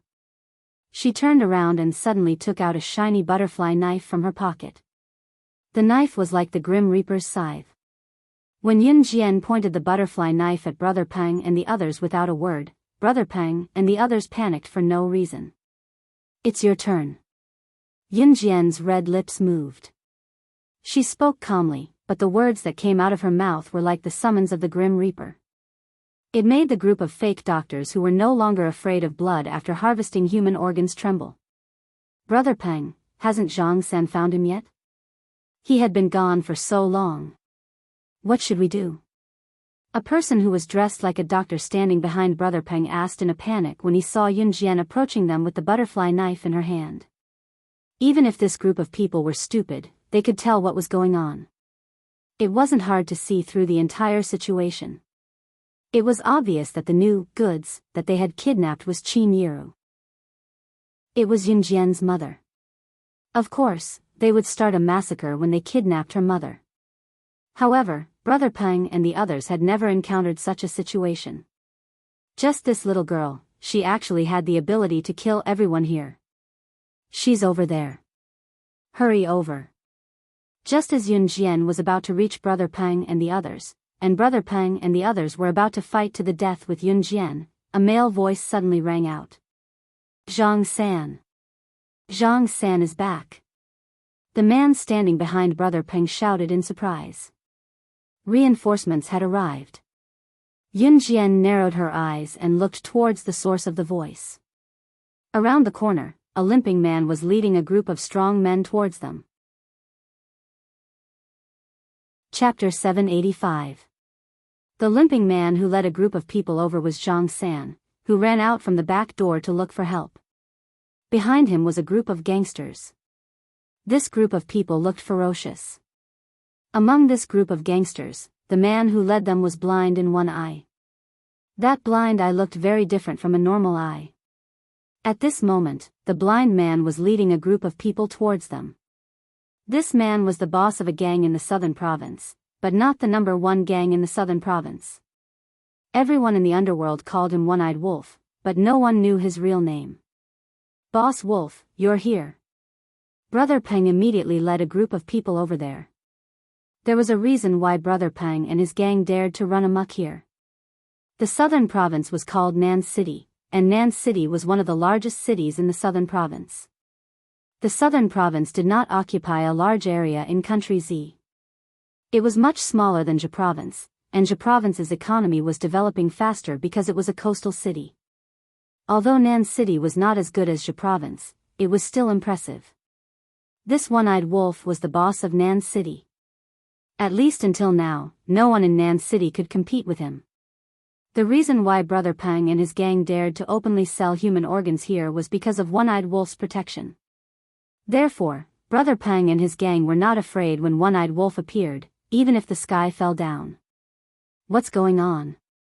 One-Eyed Wolf scanned the scene and saw a large number of corpses on the ground. His eyebrows twitched, and he asked Brother Peng while gritting his teeth. "It's her, she killed our brothers." Brother Peng quickly pointed at Yun Jian. One-Eyed Wolf then turned his gaze to the seemingly harmless Yun Jian in the distance. "Little girl, it's you who dared to run amok in my territory?" One-Eyed Wolf emitted a fierce aura. He looked at Yun Jian with a murderous look in his eyes. "You're so young, yet you dare to run amok in my territory. You killed so many of my brothers. If you can leave here alive today, it'll be my loss." One-Eyed Wolf looked at Yun Jian. Everyone present could feel the murderous look in his eyes. "Ha!" Yun Jian smirked when she heard what One-Eyed Wolf said. "What a coincidence. If any of you can leave here alive today, I'll write my name Slaying God in reverse." Yun Jian flicked the butterfly knife gently. She smirked, her sharp eyes like a sword. However, that was not what everyone was concerned about. Instead, what? Slaying God? In this world, other than slaying God, the #1 secret agent on the international secret agent ranking, no one else dared to use slaying God as their code name. This was because slaying God, the #1 on the international secret agent ranking, was a global 3S wanted criminal. She was a terrifying existence with countless lives in her hands. Did this young lady just call him slaying God? What did that mean? To Yun Jian, whenever she revealed her identity as slaying God, it meant that she was already treating these people as dead. For dead people of dead people who was dead. Because they were about to go to hell. In spite of it, what Yun Jian said was more unbelievable than the sky falling down on them. Slaying God? The #1 agent on the International Secret Service chart, slaying God? You. Who are you trying to fool? One-Eyed Wolf mumbled to himself. One-Eyed Wolf's words stunned everyone present. Even Brother Peng was stunned. Even Brother Lin, who had been lying on the ground pretending to be dead, was shocked. How was that possible? This little girl could not be slaying God. She was the boss of the Kosha mercenaries. Hence, the dummies present were relieved. However, just as everyone relaxed, One-Eyed Wolf's expression changed. Chapter 786. As Yun Jian spoke, she reached for the butterfly knife. One-Eyed Wolf and the rest felt their hearts skip a beat. F***CK. You're just a kid who's still wet behind the ears. How dare you call yourself slaying God? Haha. Go. Whoever kills her today will be rewarded with 100,000 yuan. One-Eyed Wolf's eyelid twitched, but he still refused to believe that Yun Jian was slaying God. What a joke. Slaying God was the #1 on the international secret agent ranking. At the same time, she was also the boss of Kosha mercenaries. How could such a legendary character appear here? One-Eyed Wolf and the rest would rather believe that there was a sow flying in the sky than believe that Yun Jian was slaying God. Judging by Yun Jian's appearance, she was still underage. Moreover, Yun Jian had killed so many people from his gang and even snatched away Qin Yiru, the big fat good. As the mafia boss of South City, One-Eyed Wolf felt that he could not sit still and shouted immediately. Due to the fact that South City was not economically developed, a mafia boss like One-Eyed Wolf did not have a substantial source of income. That was why One-Eyed Wolf had Brother Peng and the rest open a clinic in South City. On the surface, it was just a small clinic, but it was an underground trading center that abducted people from all over the world and forcefully removed their organs to sell them. Before Qin Yiru, countless people had been killed. One-Eyed Wolf did it because he wanted to earn money by selling human organs. Moreover, after doing this for a long time, One-Eyed Wolf had quite a lot of savings in his hands. When they heard One-Eyed Wolf say that whoever killed Yun Jian would be rewarded with 100,000 yuan, they were tempted. 100,000 yuan. That was considered a huge sum of money back then. 10 years less of a struggle was nothing more than that. F***CK, brothers, let's go. Immediately, some of them picked up all kinds of iron rods and bars and surrounded Yun Jian. 100,000 yuan was enough for these gangsters to fight for their lives. Although Yun Jian had a knife, they had iron rods and bars. Moreover, there were so many of them. Would they lose to a little girl? What a fucking joke. Just as the group of men charged toward Yun Jian, waving their metal rods with murderous intent, Yun Jian's eyes lit up. Yun Jian did not budge from where she stood. It wasn't until the person running in front waved his iron rod at Yun Jian that Yun Jian moved. She dodged to the side and kicked the man to the ground. At the same time, Yun Jian bent her body slightly. She swung the butterfly knife in her hand at lightning speed. As she bent her body slightly, the knife in her hand seemed to have a life of its own. It moved fiercely, and this knife directly pierced the person's vital point. Killed in one move. This group of people deserved to die, because everyone here was the mastermind behind the trafficking of human organs. How many people's families were broken because of them? How many innocent people died because of them? If the people here were to be arrested by the police, they would not be able to escape death. After Yun Jian stabbed the first person who wanted to kill her to claim credit, her bloodshot eyes appeared again. Seeing that the first person was killed by Yun Jian in one move and had no chance to react, the group of people who rushed towards Yun Jian stopped in their tracks and ran back. I've said it before. No one can leave this place alive. All of you must die. Yun Jian's eerie voice came from behind everyone. Then, One-Eyed Wolf and the rest who were standing far away could only feel a shadow sweeping past them. Wherever it passed, a large number of people would fall. That little girl was simply a demon. Seeing his subordinates fall to the ground one by one, One-Eyed Wolf felt fear.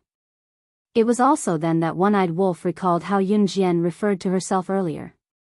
Slaying. Slaying God. She's really slaying God.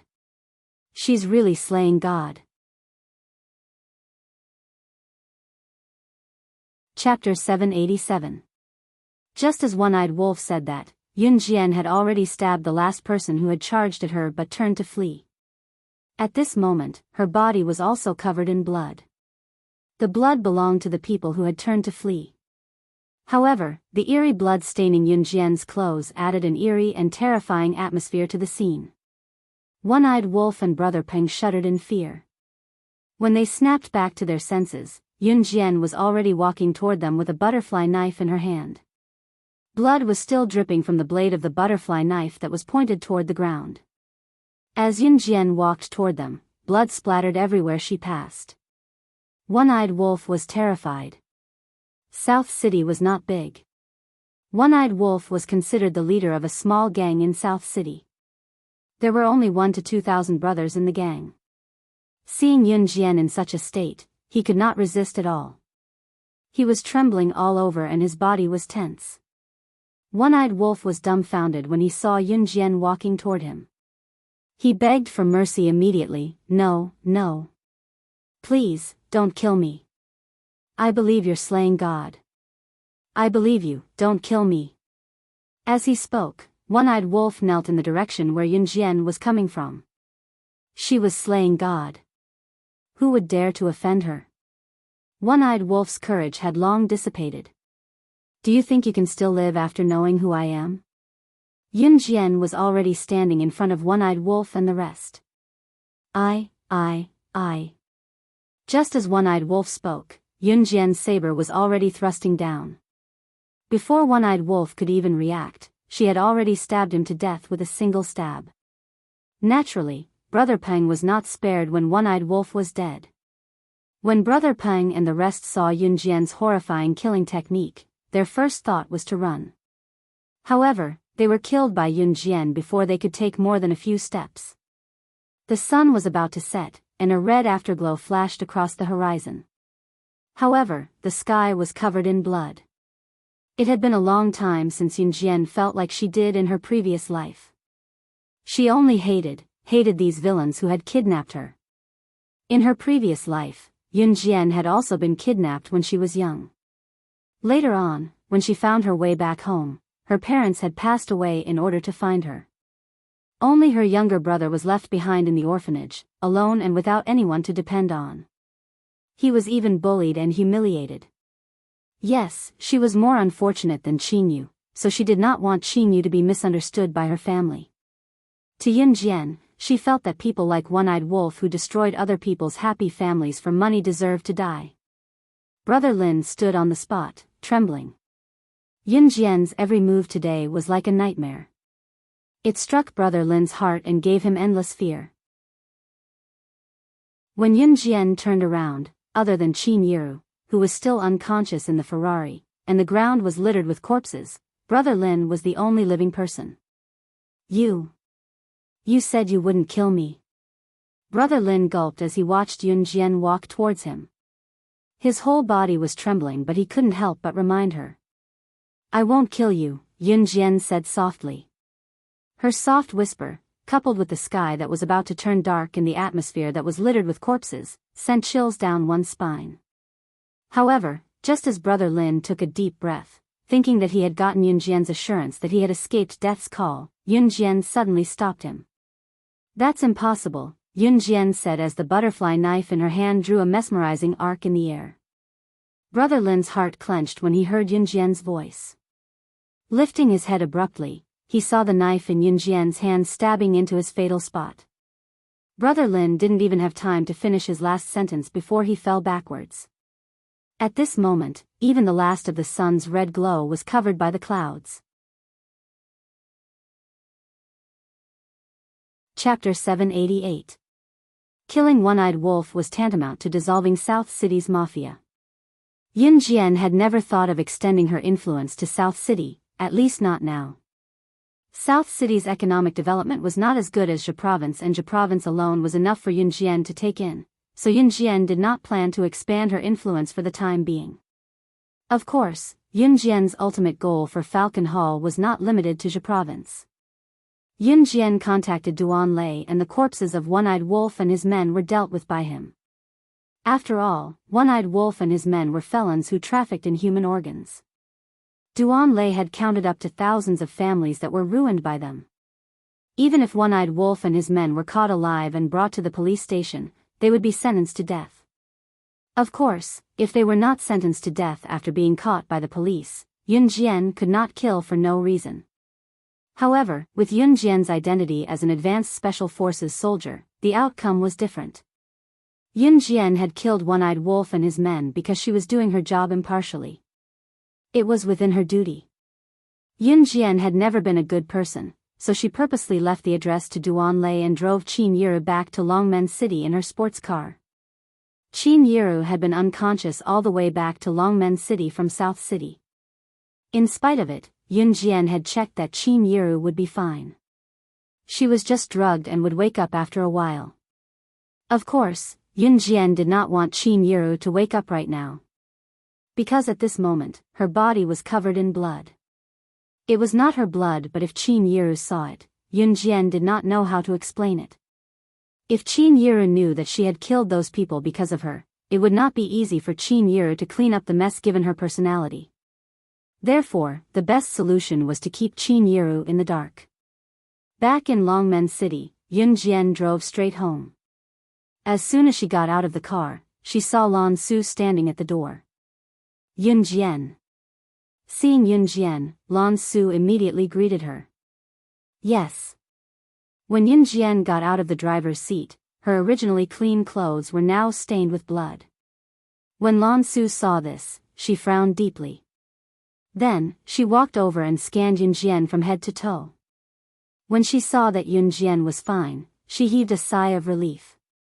When Lan Su walked over, she saw Qin Yiru lying unconscious in the front passenger seat.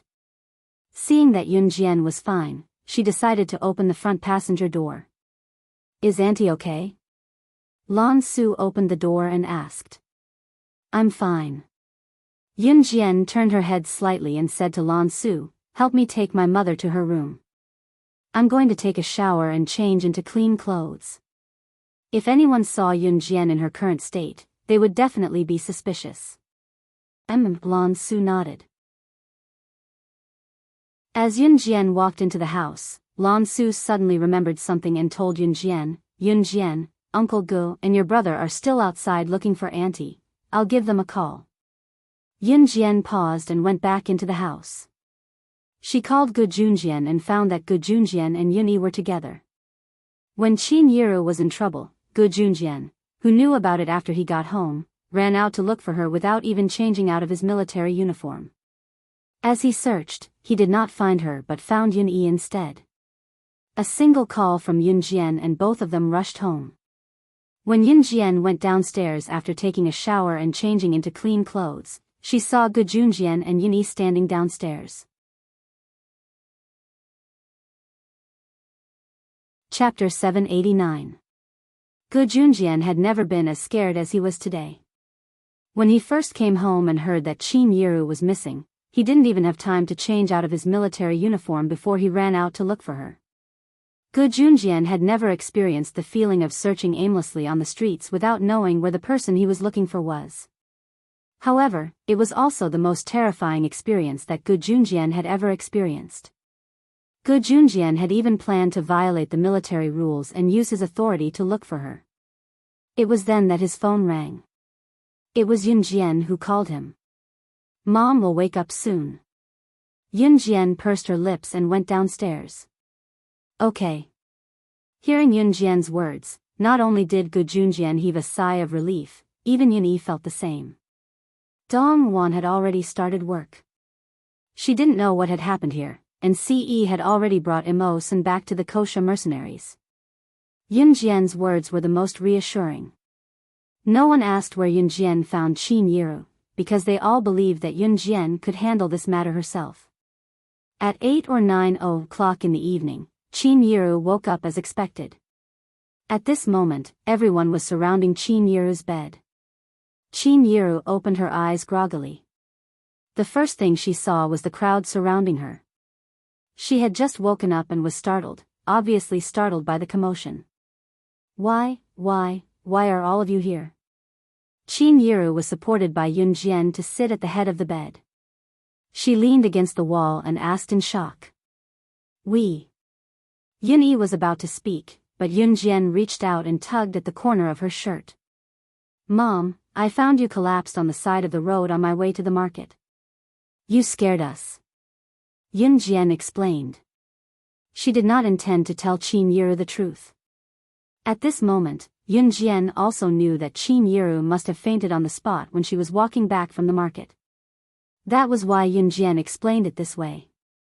When Yun Yi and the others heard Yun Jian's words, they were only slightly stunned. Then, they quickly reacted and helped Yun Jian lie. Even if Yun Jian didn't tell them the whole story, they could tell that something dangerous must have happened to Qin Yiru when Qin Yiru was drugged. It was better for Qin Yiru, the person involved, to not know about such a dangerous matter. Qin Yiru also nodded. She was unconscious when she was unconscious, so she did not suspect anything. Mom, drink some water to moisten your mouth first, Yun Jian said as she handed a glass of water to Qin Yiru. Fortunately, nothing serious happened in the end, and this matter was over. No one mentioned it, so Qin Yiru really thought that she had just fainted. Qin Yiru was fine, but Yun Jian and Gu Junjian had to take measures to prevent such a thing from happening again. Yun Jian planned to buy Qin Yiru and Yun Yi a cell phone so that they could contact each other easily. Moreover, as long as Qin Yiru and Yun Yi had a cell phone with them, Yun Jian could track the exact location of the cell phone through a computer program. Gu Junjian planned to mobilize the military to pay more attention to Qin Yiru's safety when necessary. On Saturday morning, Yun Jian went for morning exercises as usual. When she went, she brought Yun Yi with her and met Zhang Xiaofeng at a bridge not far away. However, this time when she met Zhang Xiaofeng brought a small follower with him. Master, I'm here. Zhang Xiaofeng waved excitedly at Yun Jian. Yun Jian looked over and saw a fat boy standing beside Zhang Xiaofeng. This fat boy was Zhang Jian. When he saw Yun Jian, Zhang Jian greeted Yun Jian respectfully, Grandmaster. Chapter 790.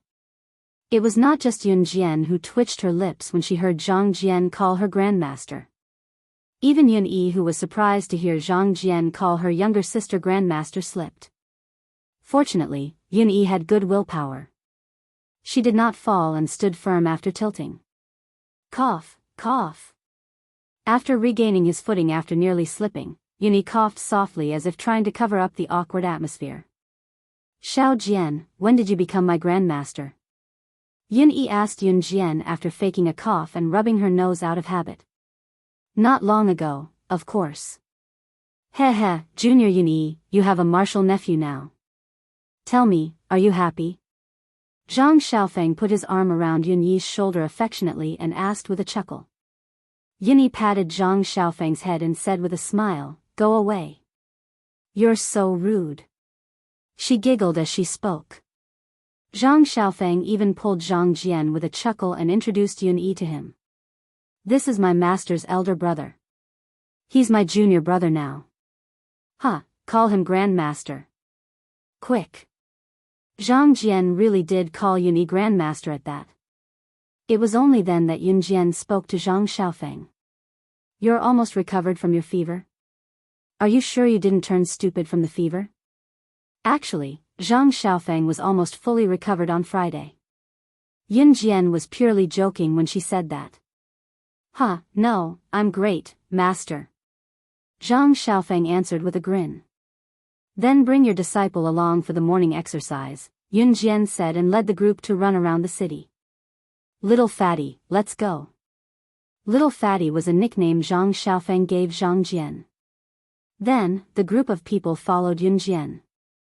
After running a lap around Longmen City, Yun Jian, Zhang Xiaofeng, and Yun Yi were already used to it, only sweating a little.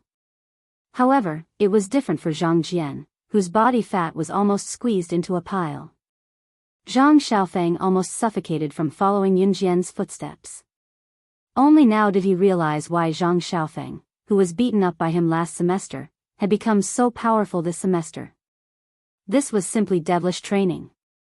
After taking a walk in the morning, Yun Jian went home to take a hot shower and change into a clean set of clothes when she was about to go out in the afternoon. After the new year, spring came. When the sun was high in the sky during the day, it was as hot as summer. Of course, it wasn't summer yet. The temperature was rising, but it didn't feel as hot as summer. It was said that spring and autumn were the most perfect seasons. However, in Jia province, there were 4 seasons in a year. This was an unchangeable weather phenomenon. Yun Jian changed into a set of clean clothes after her shower. She wore a pink tight-fitting top. Since the sun was high in the sky today, Yun Jian only wore a top and a pair of pants. Qin Yiru bought the clothes for her. She said that girls should wear more pink clothes.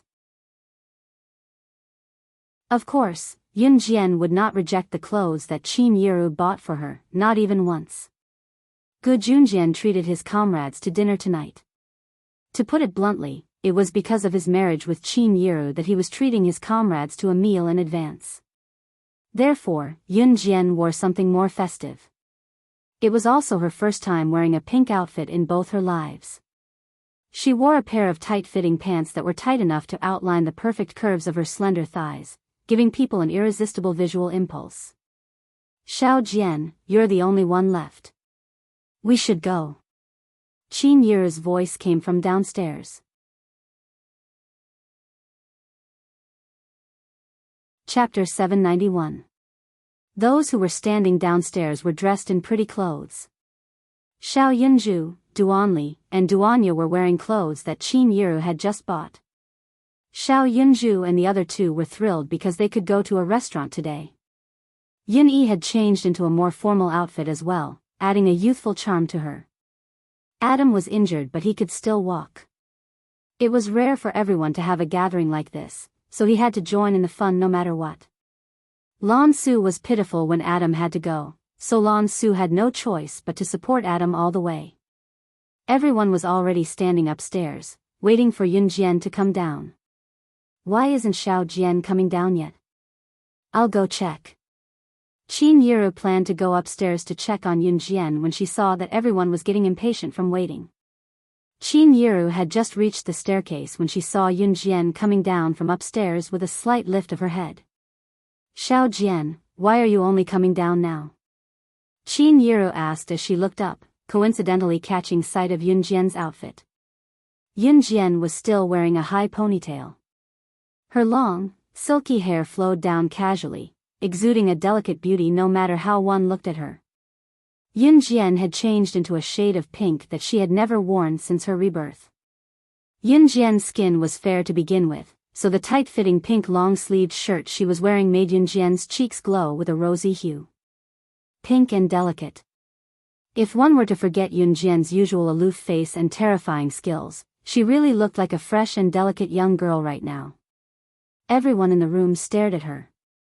Even Adam could not help taking a few more glances. Their young madam was really pretty. All right, let's go. They'll probably be here by the time we get to the hotel. Qin Yiru spoke first, drawing everyone's attention back to her. Gu Junjian had already gone to pick up his comrades, planning to bring them to the hotel directly. Gu Junjian drove there while Yun Jian and the others walked there, so Qin Yiru was already prepared to bring them to the hotel at 4:30 p.m. Let's go, Let's go to the hotel for dinner. Xiao Yunju was the happiest, hugging Duan Li and Duanya excitedly. Xiao Yunju had been growing rapidly lately, so the clothes he bought previously could not be worn anymore. Qin Yiru usually made more nutritious dishes like pork rib soup for Xiao Yunju, Duan Li, and Duanya to nourish their bodies. It was a pity that Dong Ruan's absence was not present, but she had already taken a leave of absence to attend Gu Junjian and Qin Yiru's wedding on May 21st. The group set off from home at 4:30 p.m., walking and stopping. Because Adam was with them, they slowed down. However, Adam's body had recovered a lot after his serious injury, so he did not walk very slowly. At least, he walked at a normal speed. During this time, Lan Su only supported Adam slightly. By the time they reached the hotel, it was already past 5 p.m., Golden Sparkle Hotel. Yun Jian had been to this hotel before, and at this moment, there were a few middle-aged men who looked as handsome as Gu Junjian standing at the entrance of the Golden Sparkle Hotel. These people were none other than Gu Yunjian's comrades. Seeing Yun Jian and the others walking over, Gu Junjian smiled and asked, "What took you so long? We've been waiting for you for a while. I thought you wouldn't come so early." Qin Yiru smiled and explained. Chapter 792. The man with thick eyebrows, a square face, and average-looking features was Gu Yunjian's best comrade, Dong Weigua. Gu Yunjian's comrades were not from Zhe province, but from all over the country. Gu Junjian had gotten to know them when he was young. Gu Junjian had been a good-looking man when he was young. He had attended military school since high school. Gu Junjian had joined the military after he graduated from high school and university. Gu Junjian had only gotten to know these comrades after he parted ways with Ai Guoshuan. Gu Junjian had still been training in the military when he got to know these comrades. Later on, Dong Weigua and a few other comrades became Gu Yunjian's friends.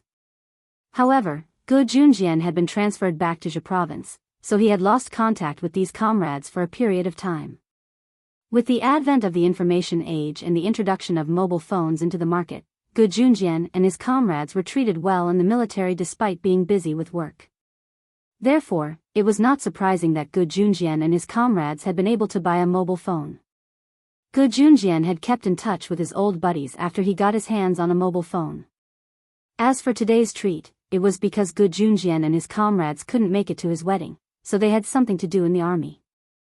Gu Junjian had called them over to treat them in advance since they were free today. It was a form of friendship between former comrades. "You idiot, of course this is your sister-in-law."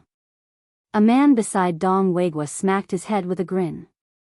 He then turned to look at Qin Yiru and greeted her with a smile, "Hello, sister-in-law. I'm Brother Ge's underling. Brother Gu had taught me a lot when we were in the military in Xincheng. You can just call me Xiao Luo." Xincheng was where Gu Yunjian's military training had been stationed. It was also in Xincheng that Gu Junjian had gotten to know his comrades. "Hello. Hello." Qin Yiru didn't know how to greet them, so she smiled and waved at them. This man called Qin Yiru, who called himself Xiao Luo, was 38 years old this year. He was the youngest member of Gu Yunjian's team, even younger than Qin Yiru. His real name was Yu Xiaoluo. The rest of them also greeted Qin Yiru. After Gu Yunjian's comrades finished greeting each other, it was Qin Yiru's turn.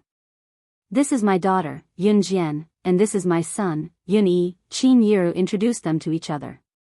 Gu Yunjian's comrades also knew that Gu Junjian and Qin Yiru were both married for the second time, and they each had their own families. When Qin Yiru introduced the people behind her one by one, Gu Yunjian's comrades also looked at Yun Jian and Yun Yi. When it came to second marriages, if the other party had children, some children of the other party would not agree to their parents remarrying for the second time. Basically, children were not willing to see their biological parents find other people to start a family after their divorce. Therefore, Gu Yunjian's comrades looked at Yun Jian and Yun Yi with some worry. After all, Gu Junjian and Qin Yiru were married, and they would definitely get along with Yun Jian and Yun Yi in the future. Therefore, Whether or not they could get along well with each other was a point that Gu Yunjian's comrades were very concerned about. Gu Junjian was their brother, and they would only be comfortable if their brother was happy. Little girl, how old are you? Therefore, Dong Weigua turned to look at Yunjian and asked as if he was testing her. Chapter 793. After listening to Yunjian's cold and concise words, Dong Weigua exchanged glances with his teammates. Look, this child of Gu Yunjian's wife really didn't want her mother to be with Gu Junjian. They had only asked her one question, but she didn't even bother to complete the sentence, I'm 16 years old. How could a young lady who didn't care show such an attitude? So she's a 16-year-old girl. She's really pretty. She's in junior high now, right? Yu Xiaoluo was younger, so he didn't have the same thoughts as Dong Weigua and the others. Dong Weigua and the others were going to be married to Gu Junjian for the second time, and this second marriage was with a family. She had a son and a daughter at home. If the two of them got married, would the son and daughter be unhappy, or be stubborn? They might even find fault with Gu Junjian. However, Yu Xiaoluo didn't have such thoughts at all. Seeing Yun-Yi smiling all the way, Dong Weigua and the others felt that Yun-Yi wouldn't mind Qin Yiru and Gu Yunjian's second marriage. However, looking at Yunjian's indifferent expression, Dong Weigua and the others were a little worried for Gu Junjian. Moreover, Yunjian was wearing a pink dress today. The pink dress made her look like a young and energetic girl. When Yunjian wore this pink dress, the first impression she gave off was that she was a lively and energetic girl. However, when coupled with Yunjian's cold expression, she gave off the feeling that she was angry. Along the way, he seemed to be in low spirits. That was why Dong Weigua asked Yunjian these questions. He wanted to test if Yunjian was really unhappy with Gu Junjian and Qin Yiru's marriage. If Yunjian was unhappy with Gu Junjian and her mother's marriage, she wouldn't be nice to Gu Yunjian's comrades. Third year of junior high. Yunjian still replied with 2 words. He didn't talk much, but he was ruthless. This was Yunjian's usual style. However, Yunjian would never have thought that because of her personality, Dong Weigua and the others would think that she did not agree to the marriage between Gu Junjian and Qin Yiru. Why are you still standing at the door? Do you want to drink the northwest wind? Let's go in quickly, the dishes are ready. Gu Junjian, who had slipped out for a while, came back from the front desk and said half-jokingly. Thus, the group of people followed him into the hotel. They chatted politely as they walked. Because there were many people, Gu Junjian booked a large private room. There was a large dining table in the private room that was large enough for 2 people. Although there were many people present, they were still able to sit around the large dining table. This private room was on the 1st floor. It was a private room by the window on the 1st floor. The window of the private room was large and transparent, allowing people to see the pedestrians and cars outside at a glance. Yunjian was sitting facing the window. Her seat was close to the corner of the wall, so it was a good place to watch the scenery. Just as Gu Junjian said, the dishes were served one by one as soon as the group of people sat down. Little girl, you said that you're in the 3rd year of junior high. Then, are you interested in studying at our military academy when you're in high school? You can strengthen your body in the military academy. When you graduate from the military academy, you can hold a grown man with one hand. Hee hee. Yu Xiaoluo started to rope in Yunjian as soon as he sat down.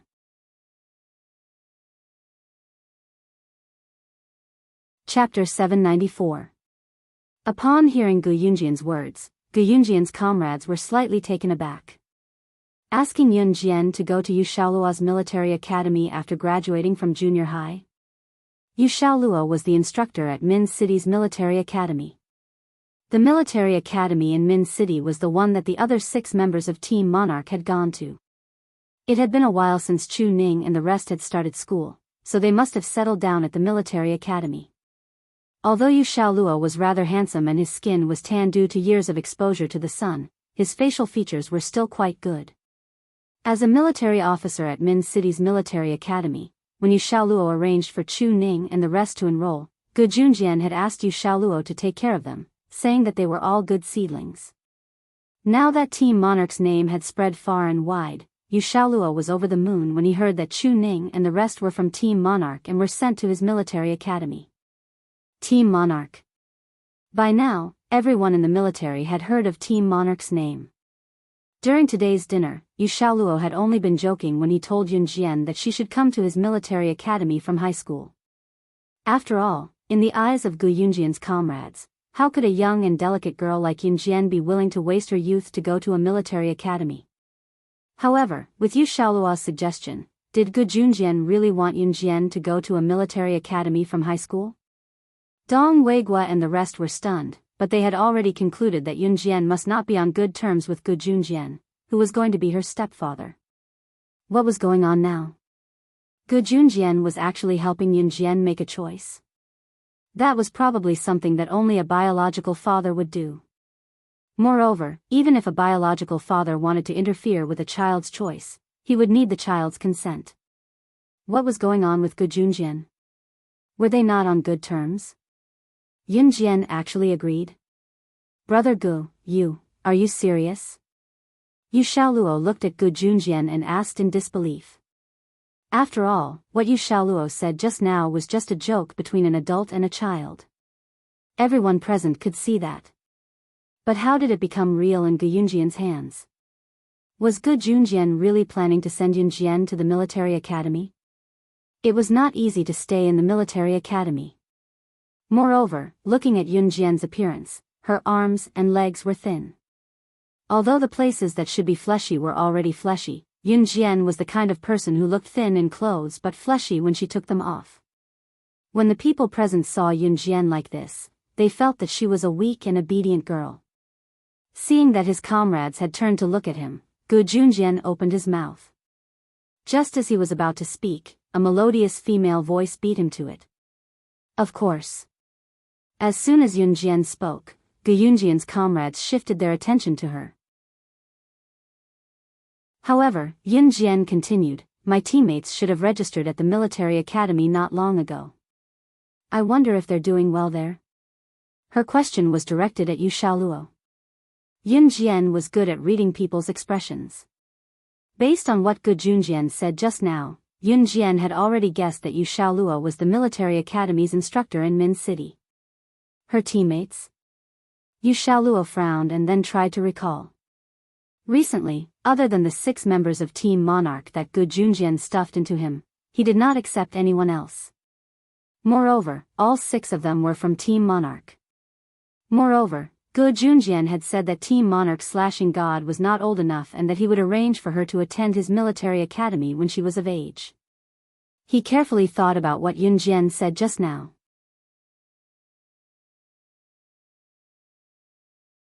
Chapter 795. Once Yu Xiaoluo said that, Dong Weigua and the others widened their eyes. Qin Yiru's daughter who was about to marry Gu Junjian was slashing god of Team Monarch.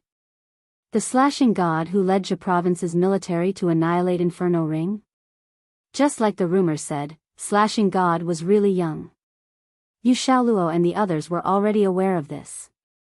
However, no one told them that slashing god of Team Monarch was Qin Yiru's daughter who was about to marry Gu Junjian. How could such an outstanding talent become Gu Yunjian's stepdaughter? Yu Xiaoluo was only joking when he told Yun Jian to enroll Yun Jian in their military school. Who would have thought that it would actually come true? What's the fuss about? Sit down. Gu Junjian chided Yu Xiaoluo with a half-chuckle before pulling Yu Xiaoluo who was sitting beside him back to his seat. Did Xiao Jian's slashing god of Team Monarch really scare you? Look at all of you, heh. Gu Junjian could not help teasing his comrades when he caught them in the act. As he spoke, Gu Junjian picked up a piece of lotus root with his chopsticks and swallowed it with a grin on his face. He looked extremely smug. Yun Jian had become his bragging right now. Yun Jian was his subordinate to begin with, but now, she was his daughter. Although she was not his biological daughter, Gu Junjian had already treated Yun Jian, Yun Yi, Xiao Yunju, the other 3, and Ce as his own descendants.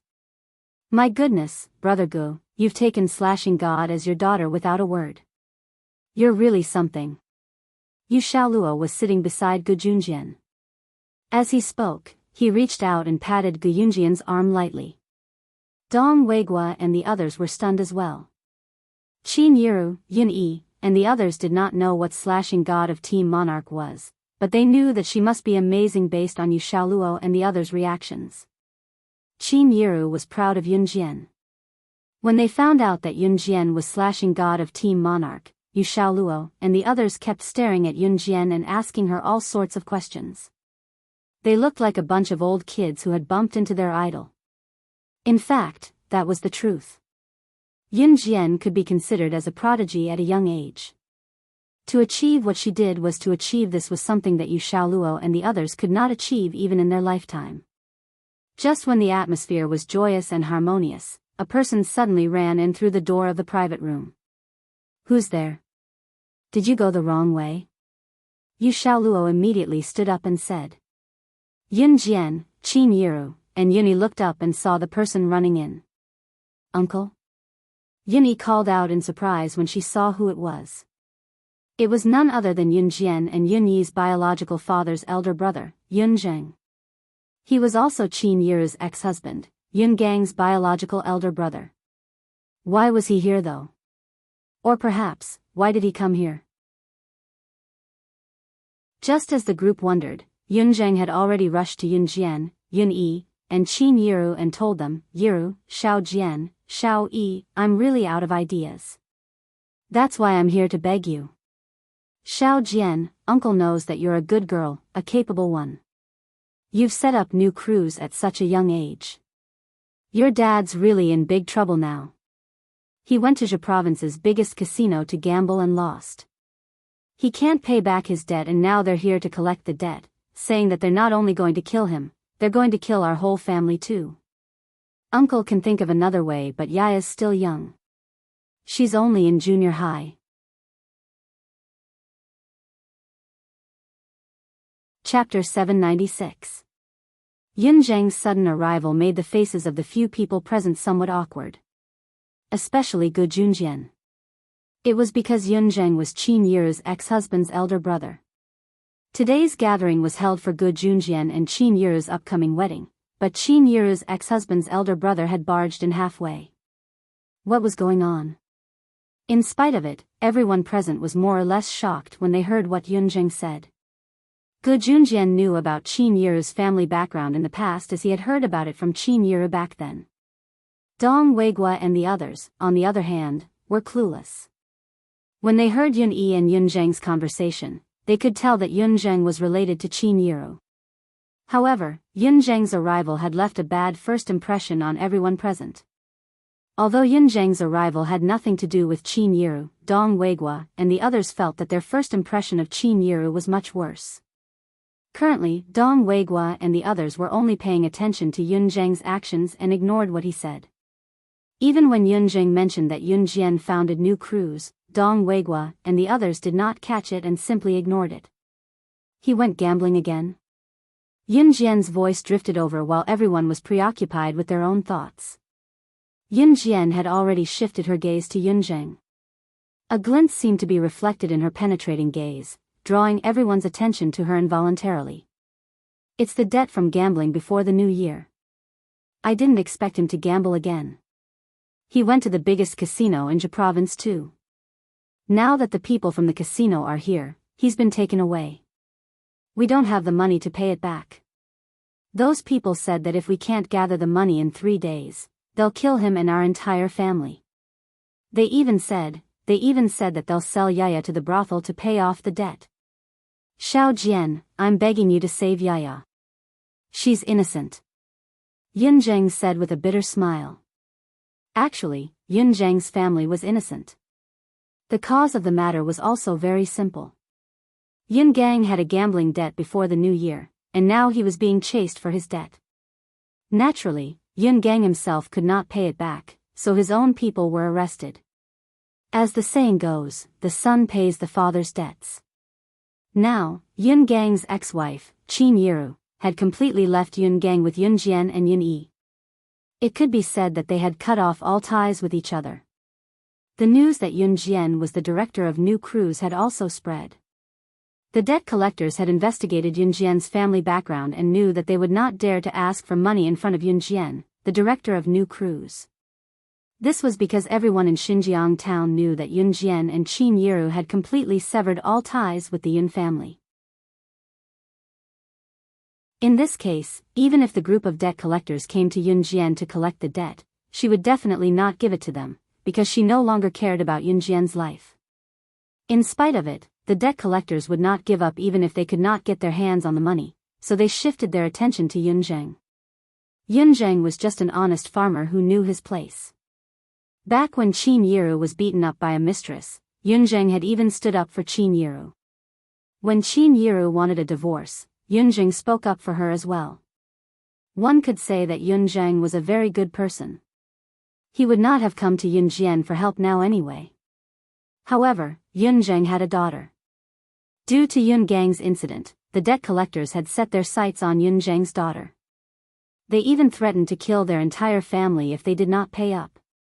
If they could not pay up, they would sell their daughter, Yun Xiaoya, to brothels to make money to pay off the debt. His Yaya had just entered junior high school. Moreover, Yun Zheng was the innocent one who was implicated as well.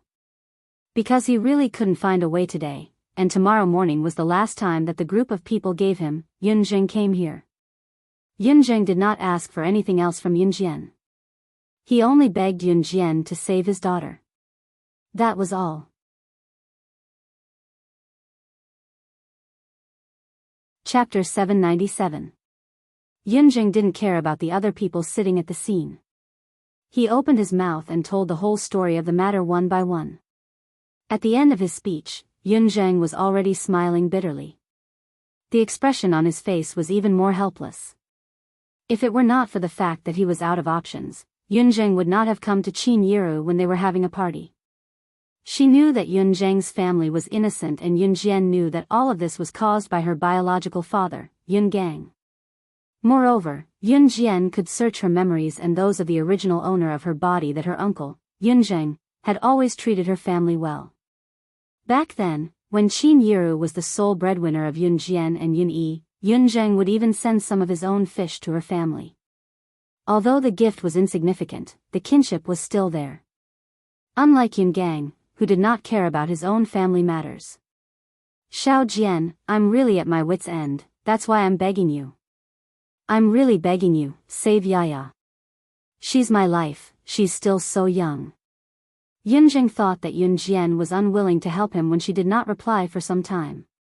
As Yun Zheng spoke, he was shaking all over. As he spoke, he slowly knelt down toward where Yun Jian was. As the saying went, kneel to the heavens, the earth, and your parents. However, Yun Zheng was really out of options. Due to Yun Gang's involvement, the deadline set by the debt collectors would be here soon. Yun Zheng's family was just farmers. How could they fork out so much money? Those people were asking for a total of 500,000 yuan. Was this not asking for Yun Zheng's life? In spite of it, Yun Zheng would rather die than watch his daughter being sold to a place like that. Seeing that Yun Zheng was about to kneel to her daughter, Qin Yiru could not help rushing over to stop Yun Zheng, who was about to kneel to Yun Jian.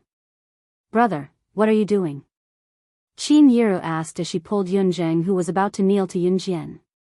Although Qin Yiru and Yun Gang were divorced, Yun Zheng was still the one who helped her when Qin Yiru was at her lowest. Qin Yiru would remember this favor for the rest of her life. Therefore, Qin Yiru treated Yun Zheng as her biological brother. Seeing him kneel to Yun Jian now, Qin Yiru could not bear it.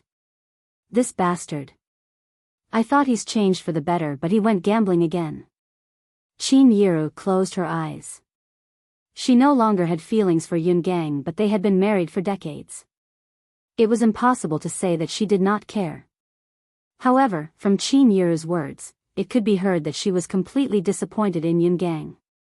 When everyone heard this, especially Gu Junjian and Gu Yunjian's group of comrades, they could not help but sympathize with Qin Yiru's past situation and experiences. They sympathized with Yun Zheng for having such a brother.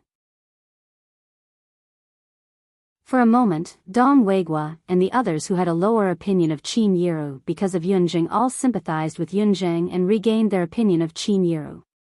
Motherf asterisk Ker, these bastards want to kill people in front of the People's Liberation Army. Dong Weigua slammed the table and stood up. He looked at Yunjing and guaranteed, with me here, I'll see what those hooligans dare to do to you. As soon as Dong Weigua spoke, the other comrades of Gu Junjian all stood up to speak. At this moment, Yunjian's voice was clearly heard, you don't have to do anything. This is my family's matter. As Yunjian spoke, she stood up and turned to look at Yunjing, nothing will happen to anyone in your family. Speaking of this, her eyes sharpened. But Yungang, I once said that his life and death have nothing to do with me.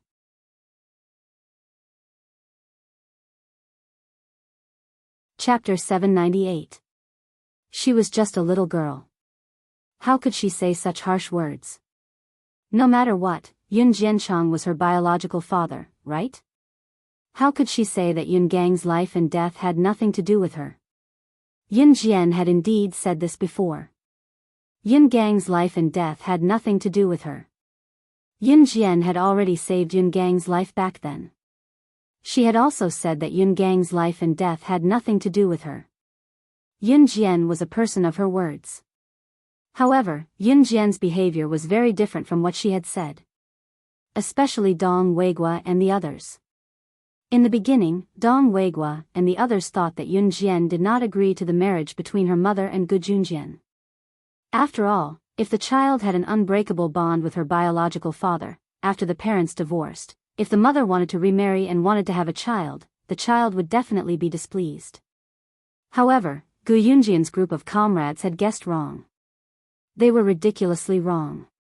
When Yun Jian heard that something had happened to her biological father, not only was she not frightened, but she even said that his life and death had nothing to do with her. This was the first time Dong Weigua and the others had seen a little girl like Yun Jian. Therefore, at this moment, their hearts were fiercely shocked. Yun Gang was his younger brother. Although Yunjing did not want anything to happen to Yun Gang, he had no choice in this situation. It was already very good that Yun Jian was willing to help his family. A good gathering was interrupted before it started, but the people present did not say anything. Xiao Yunju and the other two continued to eat their own food. I will help you solve this matter, Yun Jian said. Then, she turned to look at Yun Zheng and asked him, Uncle, have you had dinner? Yun Jian had agreed to help him solve this matter, so Yun Zheng's heart was a little relieved. Not yet. Yun Zheng's heart still had a lingering fear, but compared to his helplessness before, his emotions seemed to be much more stable now. Sit down and have dinner together. I will ask the waiter to bring you a set of cutlery. Qin Yiru said as she called Yunjing to sit down together. In the end, Yunjing couldn't take it anymore. In addition, he still needed to explain the situation to Yun Jian in detail, so in the end, he just sat down. Gu Junjian was not angry because of Yun Zheng's appearance. In fact, the reason why Gu Junjian and Qin Yiru could be together was because of their mutual tolerance. Therefore, Gu Junjian also expressed his welcome to Yun Zheng, the brother of his wife's ex-husband who was about to marry him. Gu Junjian had heard about Yun Zheng from Qin Yiru. Qin Yiru said that when she was in the Yun family, Yun Zheng was the only one who was friendly to her and would often lend her a helping hand when she was in trouble. After that, Yun Zheng told Yun Jian that the deadline given by those who came to collect the debt was tomorrow morning.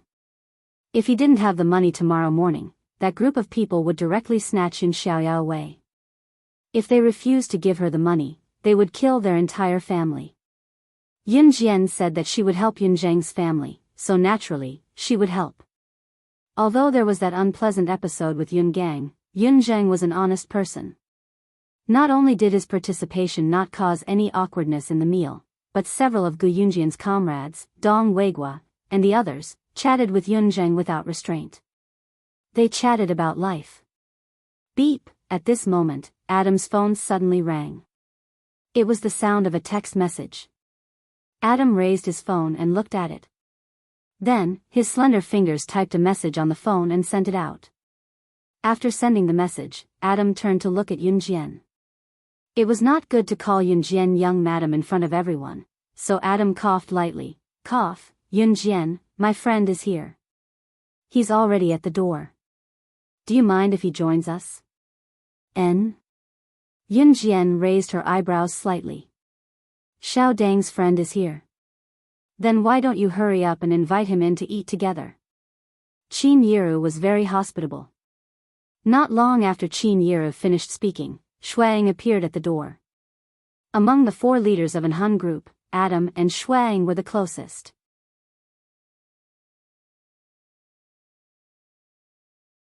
Chapter 799. Since the men's clothing that Shuang gave to Adam was snatched away by Ce, Shuang gave Adam a Rossini watch after that. Adam was still wearing the watch that Shuang had given him not long ago. Soon, Shuang appeared before them as expected. Shuang was rather handsome as well.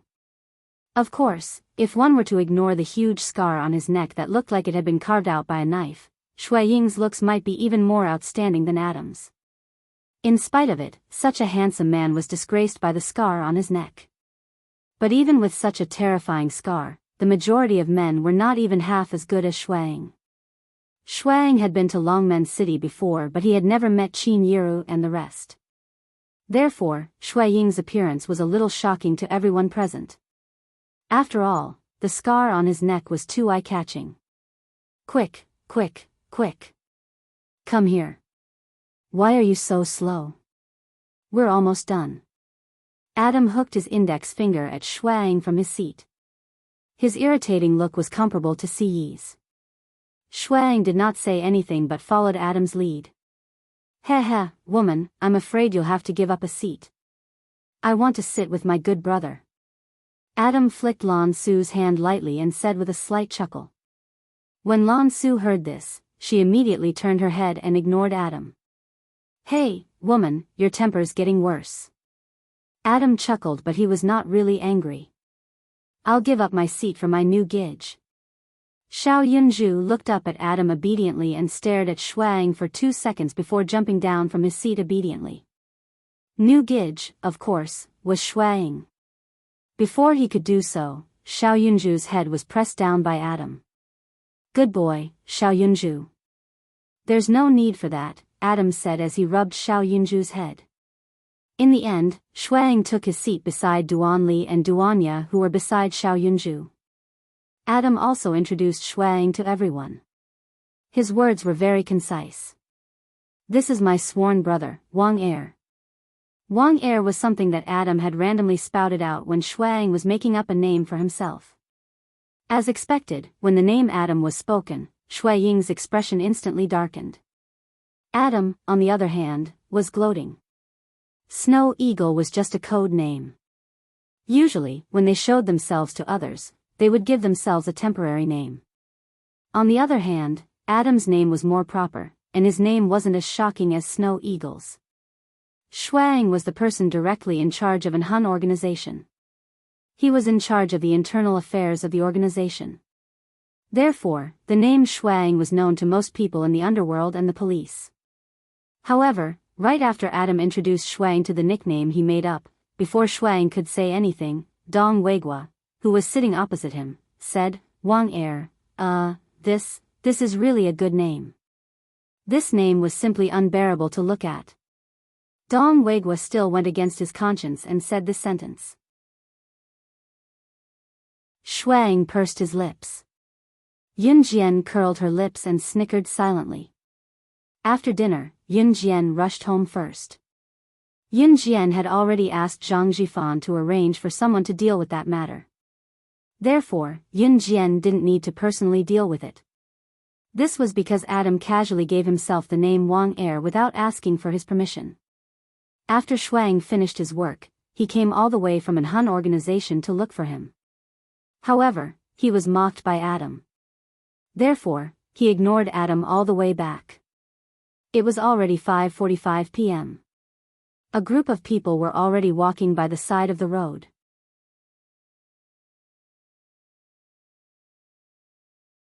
Chapter 800. Zhang Xiaofeng basically did not call Yunjian, but Yunjian, Zhang Xiaofeng, and Qinsini had saved each other's numbers. In 1999, the age of the internet was gradually entering the market. Rich tycoons had cell phones in their hands, and even the daughters and young masters of wealthy families had cell phones in their hands. When Qin Yiru first found out that Yun Jian had a cell phone, she was also slightly shocked. After all, a cell phone was something that she could not even imagine owning in the past. However, if even new crews belonged to Yun Jian, what else was impossible? Therefore, Qin Yiru accepted it as a matter of course. Yun Jian was suspicious, but she quickly picked up the phone. Before Yun Jian could speak, Zhang Xiaofeng's voice came from the other end of the phone. At that moment, Zhang Xiaofeng's voice was laced with a hint of irritation, as if he did not know what to do. Master, I can't get through to Cindy's phone.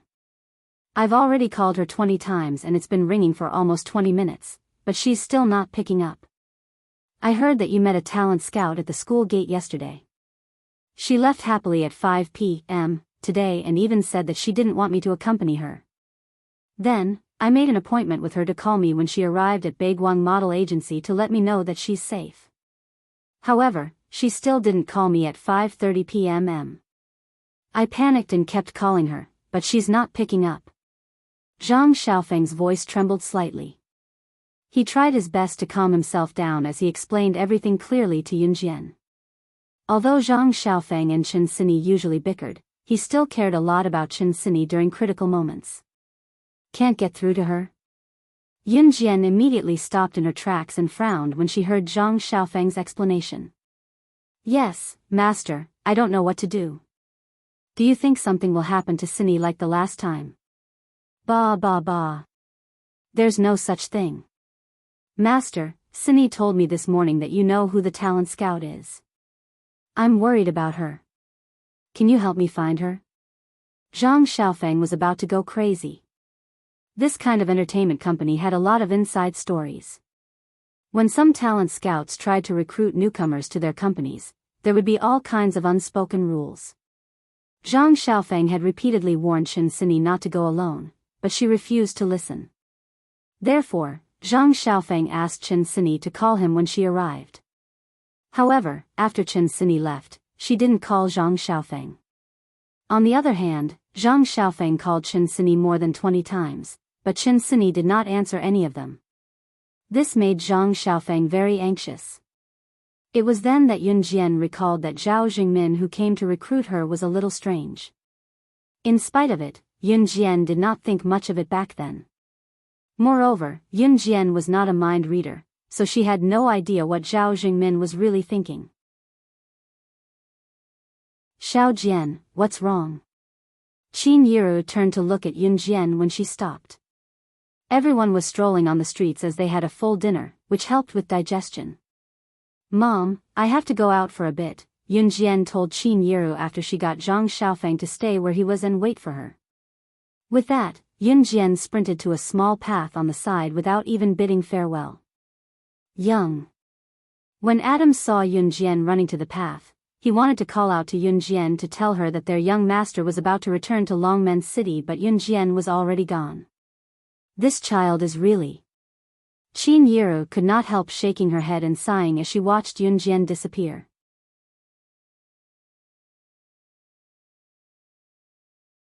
Chapter 801. After hearing Gu Yunjian's words, Qin Yiru didn't care anymore. She leaned against Gu Junjian and continued to walk with the others.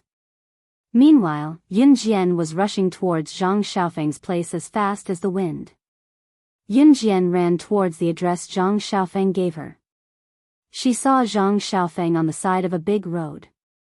Other than that, there was another person standing beside Zhang Xiaofeng. This person was Zhang Jian from their class. Originally, after Chen Sini left with Zhao Jingmin, who claimed to be a talent scout, Zhang Xiaofeng and Zhang Jian went to Zhang Xiaofeng's uncle's taekwondo dojo to practice. Every Saturday, other than lunchtime, Zhang Xiaofeng would diligently train at the taekwondo dojo alone. Today, since Chen Sini said that she didn't need him to accompany her, he naturally went to the taekwondo dojo to practice. Of course, now that Zhang Xiaofeng had accepted Zhang Jian as his disciple, he might as well bring Zhang Jian along on Saturday. This way, he wouldn't be lonely. However, after waiting for a long time at the Taekwondo dojo, he still didn't get a call from Chinsini. Zhang Xiaofeng was a little anxious, so he called Chinsini's phone first. However, after the call was made, no one picked up. Zhang Xiaofeng was a little suspicious, but he didn't think that something had happened. However, after calling more than 20 times, Chinsini still didn't pick up. Zhang Xiaofeng was anxious. He hurriedly ran out with Zhang Jian and called Yun Jian while running.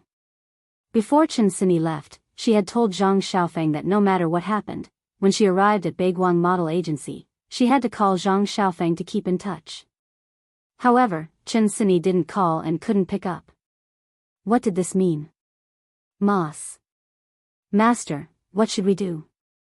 When Zhang Xiaofeng saw Yun Jian, he immediately ran over with Zhang Xiaofeng. At this time, Zhang Xiaofeng was so flustered that he was speechless. When he was talking to Yun Jian on the phone just now, Zhang Xiaofeng was quite scared at that time, but he still pretended to be calm and explained the ins and outs of the matter clearly. Don't worry, Yun Jian said as she took out her phone and called the Kosha Mercenaries Intelligence Unit. The last time Qin Yiru went missing, it was a personal matter. The Kosha Mercenaries Intelligence Group would not keep an eye on everyone. But this time, Yun Jian wanted to investigate Baiguang Model Agency. Just as Yun Jian asked, the intelligence group provided the address and sent all the information about Baiguang Model Agency to Yun Jian's phone. It's at number 67, Shitzi Road, East Street, Longmen City. It'll take about an hour to get there from here. Is there a car? Yun Jian looked up to ask Zhang Xiaofeng. Zhang Jian, who was standing aside, was dumbfounded.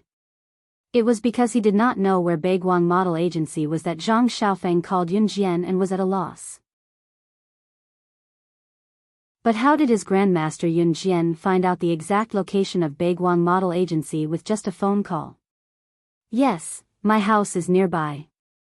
I have a Santana sedan, Zhang Xiaofeng said. Lead the way. Run. Yun Jian knew that there was no time to waste, so she spoke. Zhang Xiaofeng caught on quickly and so did Zhang Jian. When the three of them arrived at Zhang Xiaofeng's house, Zhang Jian, who finally caught up with them while panting, suddenly thought of a problem. The three of them were underage. Who would drive? Master, the key.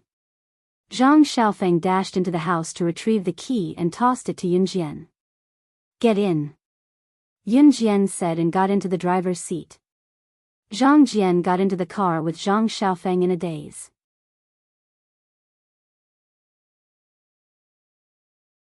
Chapter 802. The moment Yun Jian stepped on the accelerator and the car sped off, Zhang Jian's chubby face was blown out of shape by the wind because the car window was rolled down. Zhang Jian felt an unprecedented speed like he was riding a roller coaster in an amusement park.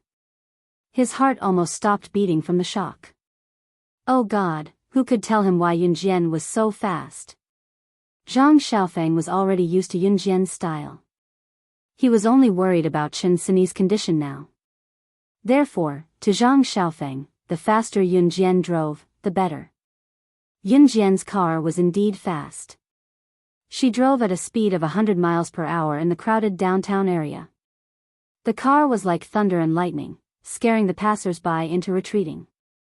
An hour's walk, which was equivalent to a 20-minute car ride, would only take 5 minutes for Yun Jian. Zhang Jian could still feel his legs shaking like springs even after he got out of the car. In spite of it, when he saw Yun Jian and Zhang Xiaofeng walking toward the skyscraper in front of them after getting out of the car, he quickly followed them with his trembling body. Zhang Jian was plump and did not look like much, but he was quite fast. He was not as fast as Yun Jian and Zhang Xiaofeng, but he was already considered fast among normal guys. Yun Jian and Zhang Xiaofeng ran in front. It was a skyscraper that was more than 10 stories tall.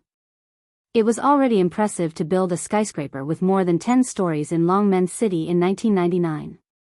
If one were to look at it from afar, there were a few golden words hanging on the roof of the skyscraper, Baiguang Model Agency.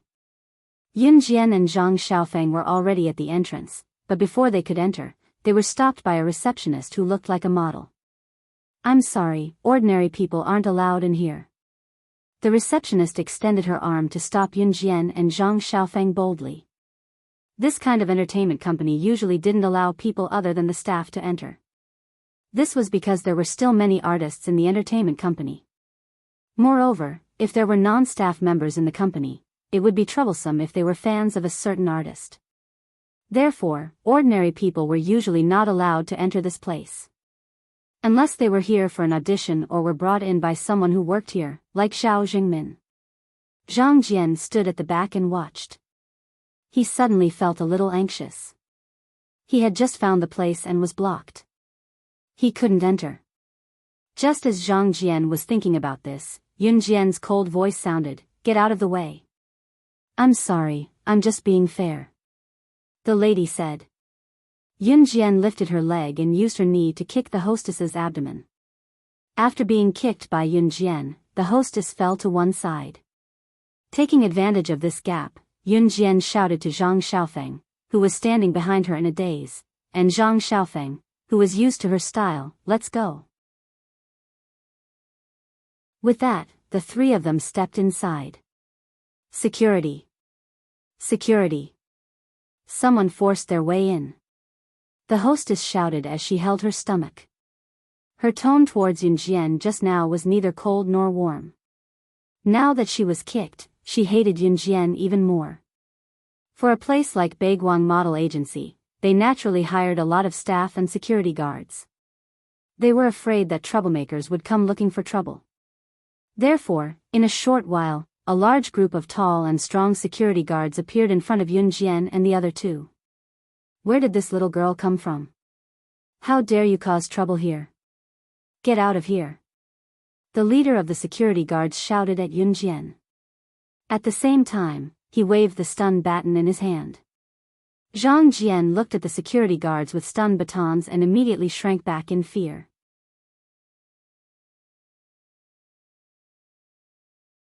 Chapter 803. With that, a butterfly knife appeared in Yunjian's hand. Yunjian had just bought the butterfly knife and had yet to use it. Today, she would use it on the security guards. F***ck. Zhang Jian could not help but exclaim softly when he saw Yunjian pulling out a knife. However, he quickly reacted. Yunjian was prepared. She had a knife with her at all times. This made Zhang Jian proud. His grandmaster was indeed the killing god of Team Monarch. Even her posture was so cool. However, Zhang Jian still glanced at Yunjian worriedly. Although Yunjian had a butterfly knife in her hand, the security guards had electric batons in their hands. These batons were electrified.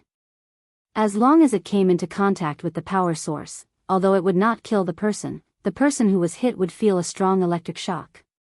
After that, the person would feel numb and weak all over, losing the ability to move in an instant. Even if Yunjian was superhuman, she would not be able to avoid this. Therefore, Zhang Jian was still very worried. Moreover, there were so many security guards. With so many security guards surrounding Yunjian, no matter how powerful Yunjian was, there was no guarantee that she would not be hit, right? Just as Zhang Jian was thinking about this, one of the security guards growled, F***ck, this young lady even has a knife. Isn't she looking for trouble? The security guard who was the leader then shouted at Yunjian, young lady, put down the knife and leave with your friends. Then, we won't make things difficult for you. Otherwise, don't blame us for being rude. With that, the security guard turned on the switch of the electric baton in his hand. Once the switch was turned on, the electric shock head of the electric baton immediately sizzled. In fact, the security guard was also afraid of the butterfly knife in Yunjian's hand. After all, if Yunjian were to stab randomly, there were only a few security guards present. He could easily get stabbed. Moreover, it was not easy to find a job. The security guard's salary was very low. If he were to lose his life for such a meager salary, would it not be worth it? Therefore, the security guard turned on the power switch of the stun baton in his hand. His purpose was to intimidate Yunjian and Yunjian so that they could leave on their own. We will not leave. Unless you hand over my cousin. Zhang Xiaofeng glared at the group of security guards in front of him. He was so angry that his teeth itched and his whole body trembled. At the thought that something might have happened to Chen Sini, Zhang Xiaofeng felt a lingering fear. He also hated himself for not coming with Chen Sini. If something bad really happened to him, then how was his cousin going to live? The leader of the security guards immediately knew what was going on. Their company's talent scouts loved to abduct beautiful and gullible girls to come over for auditions. In fact, on the surface, it was said to be a film and TV series, but in fact, it was filming something that could not be described in words. Moreover, there were unspoken rules in the company that everyone was aware of. Usually, when the group of talent scouts tricked the girls into coming in, if the girls were not obedient, they would probably be done directly. In the end, they would even film a video to force the girls to comply. Otherwise, they would be exposed. The security guards all knew about these things. However, they were all low-class people who worked for a salary. Naturally, they could only pretend that they did not know. Where did your cousin come from? This is Baiguang Model Agency. The person you are looking for is not here. Go, go, go, all of you, get out. The leader of the security guards walked over with the electric baton turned on. You're tuning in to the Romantic Tales YouTube channel. Don't forget to subscribe and join us on this journey to catch the most captivating stories.